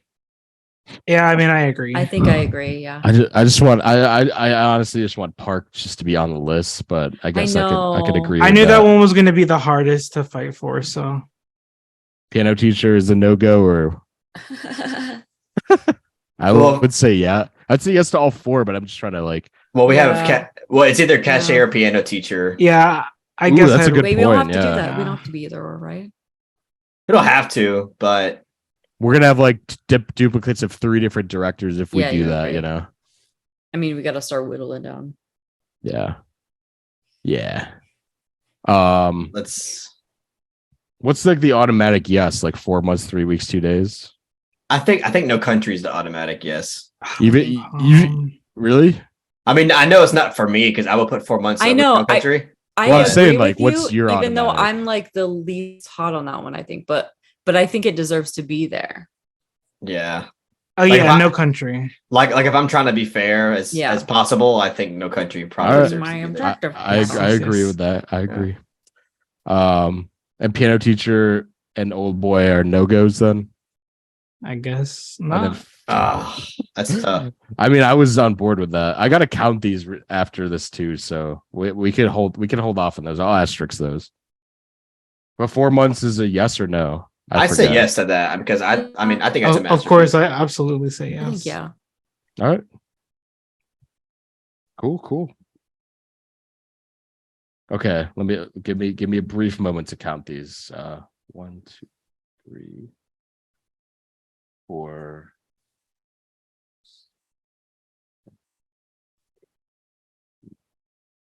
Okay, so we have 10 exactly right now. Do you want me to read them? Oh well. Yes. There Will Be Blood, Cachet, Pan's Labyrinth, Wendy and Lucy, Punch Drunk Love, Mulholland Drive, Irreversible, Dancer in the Dark, No Country, and 4 months, 3 weeks, 2 days. I mean, that's a pretty damn That's like such a solid good list. City. I don't Is have anyone- Shrek though. Yeah, I'm dead ass. Shrek. No, I'm dead ass too. I'm like, I mean, I would have gave Shrek a 10, but it's like a strong 8. Maybe Yeah. soft 9. hey even. now, you're an all. Am I rock star? Rock star. I do Oh, love We- It's not as we funny gotta- as I took it. we gotta be like very sleepy. we gotta be Sleepy. analytical about this though. Like if we kick off one of these films for Shrek, No, Well, I'm I not. wouldn't do that. Look, kick out Pan's Labyrinth for Shrek. I'd be fine with that. Okay. Listen. Why do you hate Pan's Labyrinth so much? Listen. I don't. It's just yeah, what not- happened with that? I don't. No, You've been- I mean, you've I been would. I dogging wouldn't them. kick them out for Shrek. No. I just don't think it's as good as Shrek. Would I kick them out for Freddy? Hey, Got Carlos, Fingered? Maybe. Hey, Ooh, that's a real debate right there. I'd kick out Must see. most. Carlos, you have to movies be here for objective. Freddy. Like, is Shrek better than Pan's Labyrinth? It is not. Oh, Shrek isn't better than Pan's Labyrinth. I'm you sorry. just fucked yourself. That's the correct answer. No. Just fucked yourself. Nope. You just fucked yourself. Let's do honorable mentions real quick. If anything stands out, then we will consider it. But I don't know. Yeah, probably not at this point. You want to go first, Kaylan? Yeah, I'll just blow through them. Well, I already revealed one, which is Freddy Got Fingered, must see masterpiece. Synecdoche, New York. That's also on my Donnie- list. Donnie Darko. Fuck yeah. I was so Miss- surprised that wasn't on your list. By the way, I know it was. It I was a waiting close for one, but I that. was like, Wow. I don't This- think that would like hit with everyone. That's I think it's a Kaylan very core, like right? personal. Yeah, it's a very personal pick. I love Donnie um, Darko. Yeah. Me too. Mysterious yeah. Skin. Ooh, yes. Damn, that is a great good one. film. fuck. That was so close to being. Yeah. Damn. Fuck. I also have Requiem for a Dream Yes. Mm. and Oh, City dude. of God. The Wrestler. Oh, the Oh, wrestler shit. almost made it. It almost kicked out. I Old Boy. totally, man. I If forgot. I about, were to guess yeah. your list, I would have guessed that you would have put the wrestler on. Yeah. It was so close, so fucking close. Yeah. God, Darren Aronofsky. That was- I Aronofsky forgot. killed it in the 2000s because he had He the did. Wrestler, Requiem, Fountain. and the Fountain. Yeah. Yeah. Damn. There I gets almost his put the shout Fountain out. on my list, but I couldn't. I love the Fountain of Death though. That's Fountain's my favorite great, yeah. Aronofsky.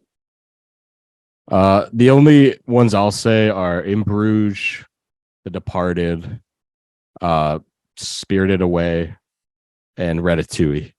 Those are my. I mean, I love those movies to death, but I don't.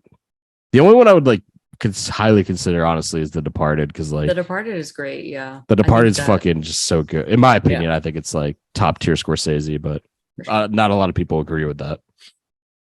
I think it's So- great, but it's not my top 5 Scorsese. I don't think. I fucking love it. I It's got great. the only two that come to my mind because my phone's dead and I can't check Letterboxd is Dogtooth and Amoris Pharos. Oh, Dogtooth is the Oh. 2000s, huh? Great. Yeah, Yeah. both of those were great. Oh, I and love Dogtooth. Legally Blonde is pretty good too. Fuck yeah, dude. Yeah. Fuck yeah.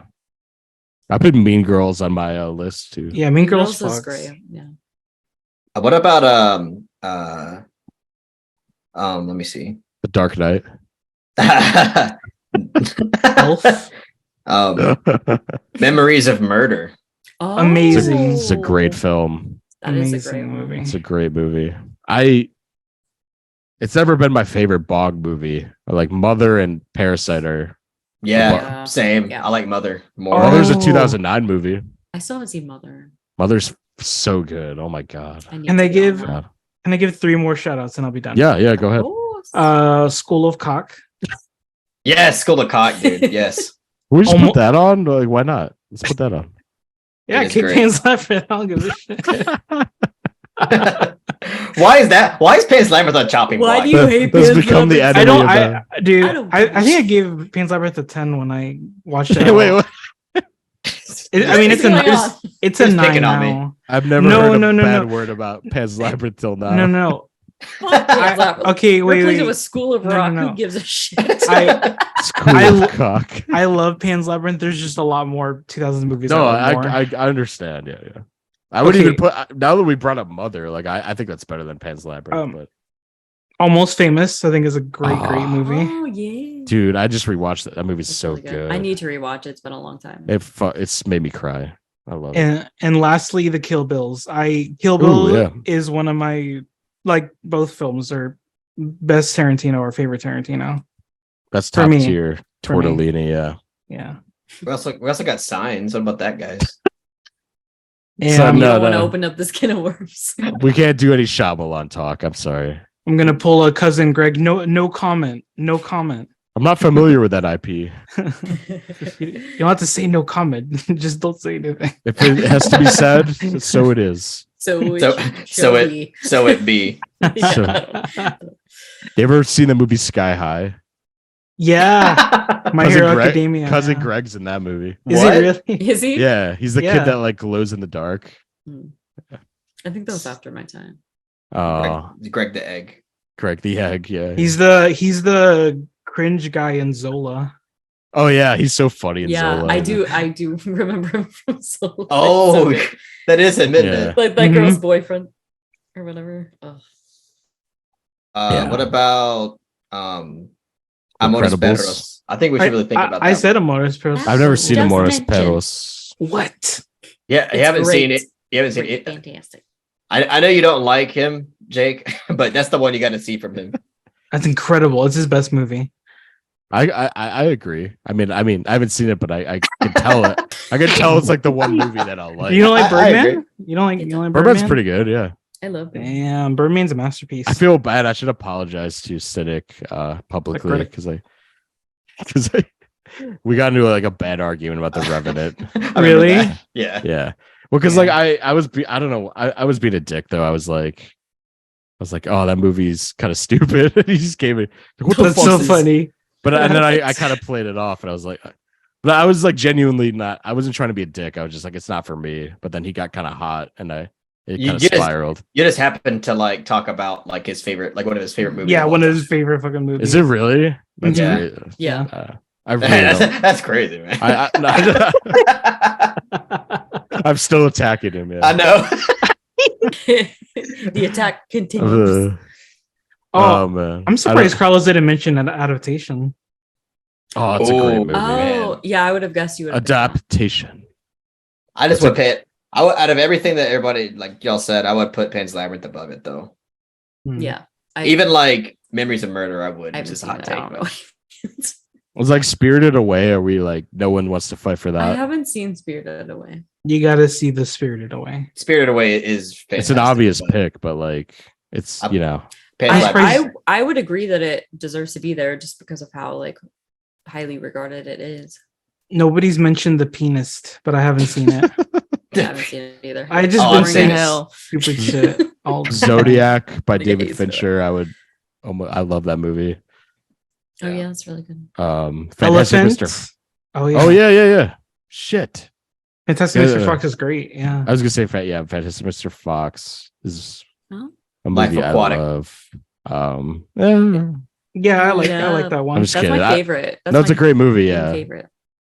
it never was my favorite Wesley Anderson movie. I It's don't know my why. favorite Wesley. It's not my favorite, but I do love it. It's really great. Yeah. I don't know. It's always been like Royal Tenenbaums and Mr. Fox for me.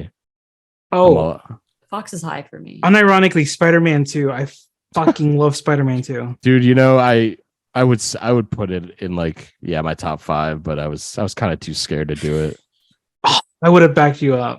I Damn. love that movie. That I movie, would it's like not. one of my childhood favorite movie. You hate it, Kaylan. You're I'm not not about a fan. I don't love it. What? Is that shocking? First to you? Benchwarmers, the what. now Spider-Man 2. First, she came for Benchwarmers. No, but Spider-Man 2 is like a Me too. 9 out of 10. Benchwarmers is I like know. a 2 I know out that of 10. people love that movie. I just Doc not- Ock. It's just not for me. Doc Cock, you know. Yeah, Doc Uh, Ock. Mhm. I honestly forgot we were talking about for a second there. Like, why are we talking? I forgot where I was Doc for a second. I think it's like I've reached. the I'm point in the literally night where I'm, scrolling like, up and hallucinating. down on Letterboxd. Like, am I even? I tried to am I open even my alive? phone and I was like, my I phone would gay. I would honestly say Yee by Edward Yang. I love that film. But I know I love that's the like, Yee. Yeah. Yee. So Big are we, fan. are we gonna just stick with the top 10 then? Yeah. Yeah. I was just Yeah. kind of naming films at this point. But yeah, let's Yeah. do the tan. yeah. Let's rank the. Fuck. Sorry. Oh, I'm getting over a cold right now. Aw. I'm fucked up right now. My body's. I'm fucked. My body is fucked. Your body sounds fucked. Okay, so number 10 is definitely Pan's Labyrinth, right? I guess so. No, I I'm don't just think kidding, that's yeah. fair. It should be way. I'm kidding. Should be How's way that up there. not fair? Oh my god. This is better than at least It's- 3 of the films. I'm just that are- saying it's got like the most discourse by far. So only like, by Blair. just that's from Blair. Because I don't think it's like the best movie. I know you guys are gonna All come right. after my movies for the number 10 spot. That's why I'm saying that. So Well, Blair well, hates well, you, Pan No, I would. But I Punch love Drunk the Love or Pan's Wendy and Labyrinth. Lucy, you know. No, It's I don't canon. think that You hate- deserves to be a 10 spot. What's number 10 then? Pan's Labyrinth. What else we got? We already know That's what the- you Let's think. go through them again. There Will Be Blood, Cachet, Pan's Labyrinth, Wendy and Lucy, Punch Drunk Love, Mulholland Drive, Irreversible, Dancer in the Dark, No Country, and 4 months. I think honestly, Jay. Yeah, I know you're gonna say it. You do it every episode. What? No, I Wendy, don't. Wendy and Wendy Lucy. and Lucy. It's always number my 10. movie's always. I do yeah, not think it's Wendy always and Lucy. I really don't think it You- deserves to be 10. It's either 10 or 9. You don't think it deserves to be in the top 10?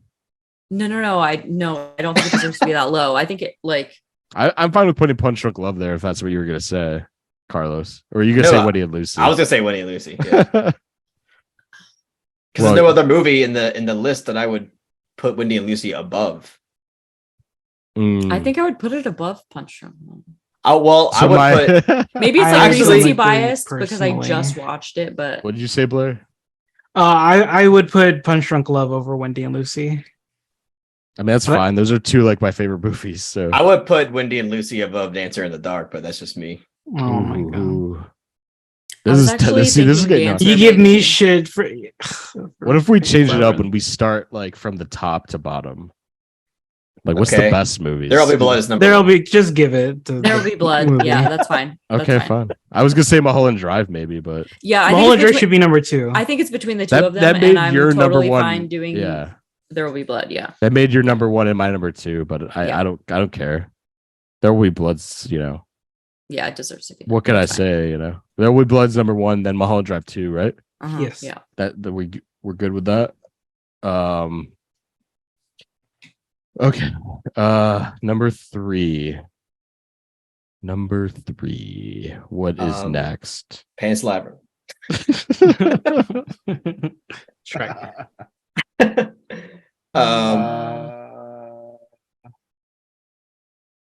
I don't know, man. Irreversible? Ooh, yes. I would say for me it would be Irreversible or No Country for Old Men. Yeah, I was thinking No Country, but yeah. So is that the 3 and 4 slots right there? I guess. I mean, I put a lot of movies in the list above No Country, but that's fine. Why do you hate No Country? No Country like is Carlos and I's let Pan's Labyrinth. let the record show though, both Kaylan and I both wanted No Country in the top 10. Unlike Blaire, who wanted to boot Pan's Labyrinth out for God knows why. For Shrek. And True, I can't argue with whatever that. else. You know, if we did add Shrek, that would fix a lot of issues. Yeah, we all agree on Shrek, right? Kaylan, you like the Shrek? I like the Shrek. I Okay, don't like it more than the Pan's Labyrinth. I like the Shrek. So I number don't know, 3, man. Both fairy tales. One has a donkey. You're right. and it has what do you call it? Lord Farquaad. So Best haircut in the game. best, yeah, right. Yeah, God, The shut up, ogre John hasn't Lith- fallen in love with the Rip for princess. days. Yeah, man. The, on the wall. oh, that is precious. The ogre has fallen in love with the With the princess. princess. Oh, good lord. Honestly, all time. We mentioned Anton Chigurh, but he's no Lord Farquaad That's in true. terms of villains. Like, That's come true. on, come on, Come on. come on. Both Shrek and Pan's Labyrinth I have keep forgetting what a all we fascist have. character. I need to It's true. That's funny. So Irreversible, and then Yeah. is that number 3 for sure though? I would Yes. say so. Yes. I'm We all shocked. I adore felt the like that was going to Irreversible. be hella controversial, so that's why I put it so low on my list. No, Nah. I'm glad Irreversible's that where it's at. y'all love it. Incredible. You're in the right fucking place. Yeah, yeah. fantastic. All right, now it gets complicated. you know? Cachet next. Cachet, Yes. cachet, cachet. Oh Sure. my god, yeah. I mean, personally, I'd put it above Irreversible, but I mean, Our top 4 are so dark. So would I, but yeah, but no, it's fine. I would it's fine. actually be fine with putting cachet above Irreversible. That's Yeah. But Jake hasn't seen. I haven't seen it, so I think, Oh, let's be okay. clean about it. Okay. You know. Okay. clean. Let's be Gotta clear make it about clean. Gotta be above the board here. Okay, so what? So next, I guess No Country, right? Or 4 months, 3 weeks, 2 days. I'm gonna go 4 months, 3 weeks, but I don't know how everybody. I know else you. I know you will. but what does the group think? I'm just kidding. feels. Fuck your opinion, Carlos. Kayla, No, it's of course I'm fine either way, Okay, honestly. so I actually, I mean, I think no country. Sound like a car no revving. country. No country. No Country Okay. at number 5. Oh, Yeah. Cool. Can't believe you're like groaning over No Country. It's like That's crazy. Who, me? no Carlos. Oh. Oh. God. I think number 5 is really fair, if not like unfair, Yeah, that's fair. You know. Alrighty. What do we got next? For number 6. Can we put Pan's Labyrinth because this is getting way too low? Okay. What do You we know have what left? you just throw? You honestly just throw in. Okay, my what's 2 left? movies What are and the- my what's- I'm fucking genuinely head. curious. What's Will left? you name the ones that are left? Yeah, it's Dancer in the Dark, 4 months, Punch Drunk Love, Weddy and Lucy, and Pan's Labyrinth. Okay. I just don't think it's cool to throw mine at 9 and 10. Okay. What the fuck? Come on. No. Okay. Well, just fucking. I don't know, Jake. Just get good. I don't know. No, I know. I mean, like that's fair, but we're I don't know gonna what to really. tell you, bud. It's like a democratic decision right now, though. Like I don't know. I have a say in this voice, is what I'm saying. Yeah. Okay, fine. I think we should do 4 months next. Okay. Number 6. But here's my problem: is that Dancer in the Dark was my number 3 and Blair's number 1. So like, Fine. Put Dancer. All in the Dark I next. want I is to don't- see Dancer above Pants, and that's it. I don't care. Oh The rest my is God. fine. That's my one request. Can we just do Dancer? I love Dancer in the Dark, but I think it would be like low on this list. That's number I'm 10 being- for me. Oh my. Yeah, it might be, honestly. Sorry. But how about this? How about we put number 10, Dancer in the Dark, and then Wendy and Lucy next? What? What? No, I'm saying put Wendy and Lucy number. Only if you're like actually okay with that. I was joking. Like I don't want to actually force you to put my movies higher. No, like but if you Wendy, genuinely think Wendy and Lucy is like that good. I do think it's a really great movie. So like we could do Wendy and Lucy right next. That way one of yours is a little bit higher and not 9 and 10. I was joking. It We're doesn't about to have start to be that wheeling high. and dealing. It's the time. Of the I'm all, night my when movies are always at the bottom, so it's fine. Like I'm not actually mad. And then we can put Pan's Labyrinth and 4 months 3 weeks sandwiched between your picks. I really think Pan's Labyrinth should be like next. Yeah, I do too. But Wait, so what's number 6? I don't know. We haven't decided that. Okay. I don't know what the hell. I think it should be 4 months, and then Yeah, that's my one compromise. Okay, 4 months is cool. If you guys throw fucking Dancer under the bus, then 4 months number 6. and then Pan's Labyrinth at number Yeah. 7. Okay. Carlos is fuming. Is that okay, or is that not good? it works. I mean, I think Pan's Labyrinth is like miles better than Wendy and Lucy. No offense, but that's okay. It's above it. It's already It above is it. above it. Yeah. Oh, is it? Yeah, I haven't ranked Wendy and Lucy yet. Oh, Like I love I do Pan's think it should Labyrinth, fit but in, like, I don't next. think it's like, the greatest thing ever. that's where you're wrong. Damn. I mean, I did watch it like at 3 a.m. and I was like, I'm going to fuck Mimi's right after the movie, so I don't know. No, I think that's fair. But again, like now automatically it's like we have my movies left. So No. Dancer in the Dark, Wendy and Lucy, and Punch Drunk Lover fighting for the 8, 9, and 10 spot. I mean, I think Punch Drunk Love should be next, but Wendy and Lucy. Okay, I mean, if we think about the fact that Dancer is on 2 people's lists, like even No, like, it got you know what kind I of mean? fucked right now. That's what I'm saying. Yeah, see, it's on 2 people's list, but there's other 2 I feel people like here. we're already on a path. It doesn't make a lot of sense. I don't know. Okay, how about put Dancer in the Dark next then? And then okay. Just because it was on 2 people's lists. Yeah. I feel like Wendy and Lucy being last is going to be too sad. I can't do that. Hey, y'all did that to me. Punch Drunk so- Love being glass sounds sad. Yeah. Yeah, I Punch Drunk don't Love know. being last hurts worse. See, Yeah. you guys. But I love yeah. Wendy and Lucy. I love the movie a fucking lot. Fight for me. Help me. I'm last.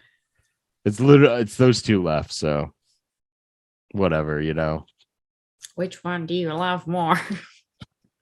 I mean, I had Wendy and Lucy number number 1, so I would put Wendy and Lucy. and then first, Punch but Drunk Love. I mean, that's fair. I like mean, the my Pacific opinion. Northwest wins my heart. So yeah. I do love Punch Drunk Love, but we do already have a PTA. PTA on there. All right, that makes sense to me. So I we should guess. kick it off. No, Huh? where the fuck did that come from? What? No, no. What the hell? No, it's What on do you my wanna list. replace it I'm with, fighting Shrek? for it. I'm Yeah. just Replace my Punch brain Drunk is with just Shrek. shot, dude. My brain's just gone. Ratatouille? We'll go. We'll do. Ratatouille instead. Well- Yeah.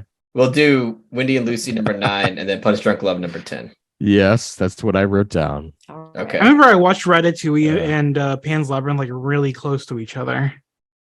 Okay. I don't know why. I just remember that. Ratatouille's fucking so good. I love that movie. Punch Drunk Ratatouille. No love for The Incredibles here. I said it in my honorable mentions, but Shit. Shit.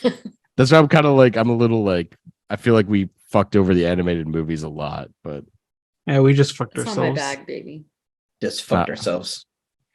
It's just all right, you bastards. I'll read the list out now. Top 10 of the 2000s, according to us, are There Will Be Blood, directed by PTA, Parent Teacher Association. Mulholland Drive, directed by David Lunch. Irreversible by Gaspar Noé. Cache at number 4. Number 5 is No Country for Old Men, the hotly contested Coen Brothers film. 6 is 4 months, 3 weeks, 2 days. Number 7 is Pan's Labyrinth. Number 8 is Dancer in the Dark. Number 9 is Wendy and Lucy. Number 10 is Punch Drunk Love. That's our top 10. Good list. That's a very good list. It's a base list. I feel like maybe it's a little wonky. What would you change? The way it's structured. I don't know. I'm not going to get into the weeds about it at this hour. Yeah. It's fine. That's the point of ranking it, but yeah. I don't know. I think both Kaylan and I agree Pan's Labyrinth got fucked. Yeah. I mean, what do you want me to say? This is a democratic system. Wait, it's cool. Okay, but I'm just curious. Like, what film is it like? Oh, I can't believe it's behind that. I'm curious. Yeah, because like it's not above. It's not behind. No, you're right. It is top. Literally, so it's like only No Country for Old Men, I think, is your contention. You guys gotta rewatch the movie because the movie's I was like, incredible. I don't understand where any of that's coming from. So it's amazing. I would never fight against No Country. I think it should be like number 2 in my opinion, but honestly, I agree. That's different. That's okay. It's a pretty awesome list, though. It's a very good list. It's just hard to make, honestly. It was a hard list to make, so that's why it's like it seems a little wonky because like I don't think there's a way to perfect it unless we talk for like another you're totally right. 5 hours. I don't have it in but... me. No. We should wrap it up. Memes. Yep. It's reaching peak brain rot hour, but I think I'm past brain rot and just gonna be the goer to beds. How does the Oppenheimer quote go? I become the sleepyhead, the goer to beds. Oh, what? That's the Oppenheimer. Yeah, that's what he said. That's the trailer? Yeah. I don't remember that at all. He said, I'm the sleepyhead, the goer to beds. Is that the trailer? Oppenheimer was gonna like nuke the world because he's so tired. Oh, yeah, I see what you're saying. Understandable. Yeah. That's funny. I don't know how that's going to play in the theater. I'm excited. Yeah. I got my tickets for that movie. It's no Barbie or anything. But no, I'm more excited for Barbie. Me Fuck too. all the haters out there. Barbie's going to be lit. You don't like women, Carlos? I like women a lot. Clearly not, because not excited for Barbie. I don't know what's the criteria. Fuck put me out of my misery. Barbie. Are you actually excited for Barbie, or is that a joke? No. I'm not trolling. I'm genuinely excited. Because I'm very excited for Barbie. I'm very excited. Genuinely am. Yeah. The calling Carlos a misogynist for Barbie. Yeah, that's the trolly part. No, yeah, I know that part. Yeah, I just didn't. That'd be really fucked if you were serious. No, Blaire's dead ass, bro. Dead ass. Yeah, he's dead ass about it. No, I can't wait for Barbie. But anyway, that's our top 10. I'm sure people are very upset that there weren't any Quentin Tarantino films or any Christopher Nolan films. But did we mention American Psycho once? I was going to. I actually forgot. Yeah, I love that film. I actually forgot. I didn't. Perry's gonna kill us. He's gonna go Perry. American Psycho on us. Yeah. Sorry, Perry. Kelly Reichardt beats that. Yeah. Yeah. Hell yeah. No, but yeah, you can't please everybody. You know, it's our list, and I like it that way. So I'm glad we made a pretty bang up job though. Like I think the list is very good. And I thank you all for being here at this ungodly hour of the night. It's so late. I can't even for you guys, it's morning time, but it's almost 6 a.m. Yeah. Yeah, almost 6 a.m. Fucking hell, mate. That's crazy. Accent on point. Thank you. Kaylan, thank you for coming on. Oh, thank you for having me. So any final words you'd like to say, or Nope. Absolutely not. Just thanks. I like it that way. For being here, the Kaylan. Yeah, thank you. No, seriously. Yeah, actually, thank you for coming on. It was a very fun episode. Carlos and Blaire, say what you will. What plug some stuff. Just came out with a Beau Was Afraid scene analysis. Check that out. Join the Discord, $5 a month on Patreon, and that's it. Thank you very much. Hell yeah. Sorry, my phone died. Oh no, that's okay. That's all right. All good. Apology. Thank you. I'm glad you showed your face for a good part of the pod, though. It was fun to, interact and stuff. So it's all good. You'll find Blaire up in the Pacific Northwest somewhere. Yeah, I'll be there. Roaming around. Yeah, I'm like Bigfoot. I just hanging out with Michelle Williams. But yeah, thank you guys for listening. Subscribe to the Misfit Pond and also the Cinebums channel. All of our links will be in the descriptions below.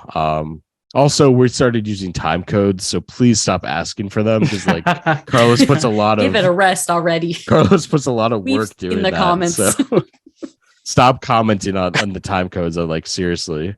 Carlos works hard to feed his wife and kids, and you motherfuckers keep complaining. Keep talking about the trunk. No, I'm joking. I just had to put that out there because I'm so sick of people talking about it. But yeah, we'll have time codes in the description. You assholes, You sons of bitches. Sons of bitches. Go see Asteroid City. Keep watching movies. And we'll see you guys in the next episode. 2010s. Oh yeah. Hey. Bye. Bye. Bye. Go for the moon. Go for the moon.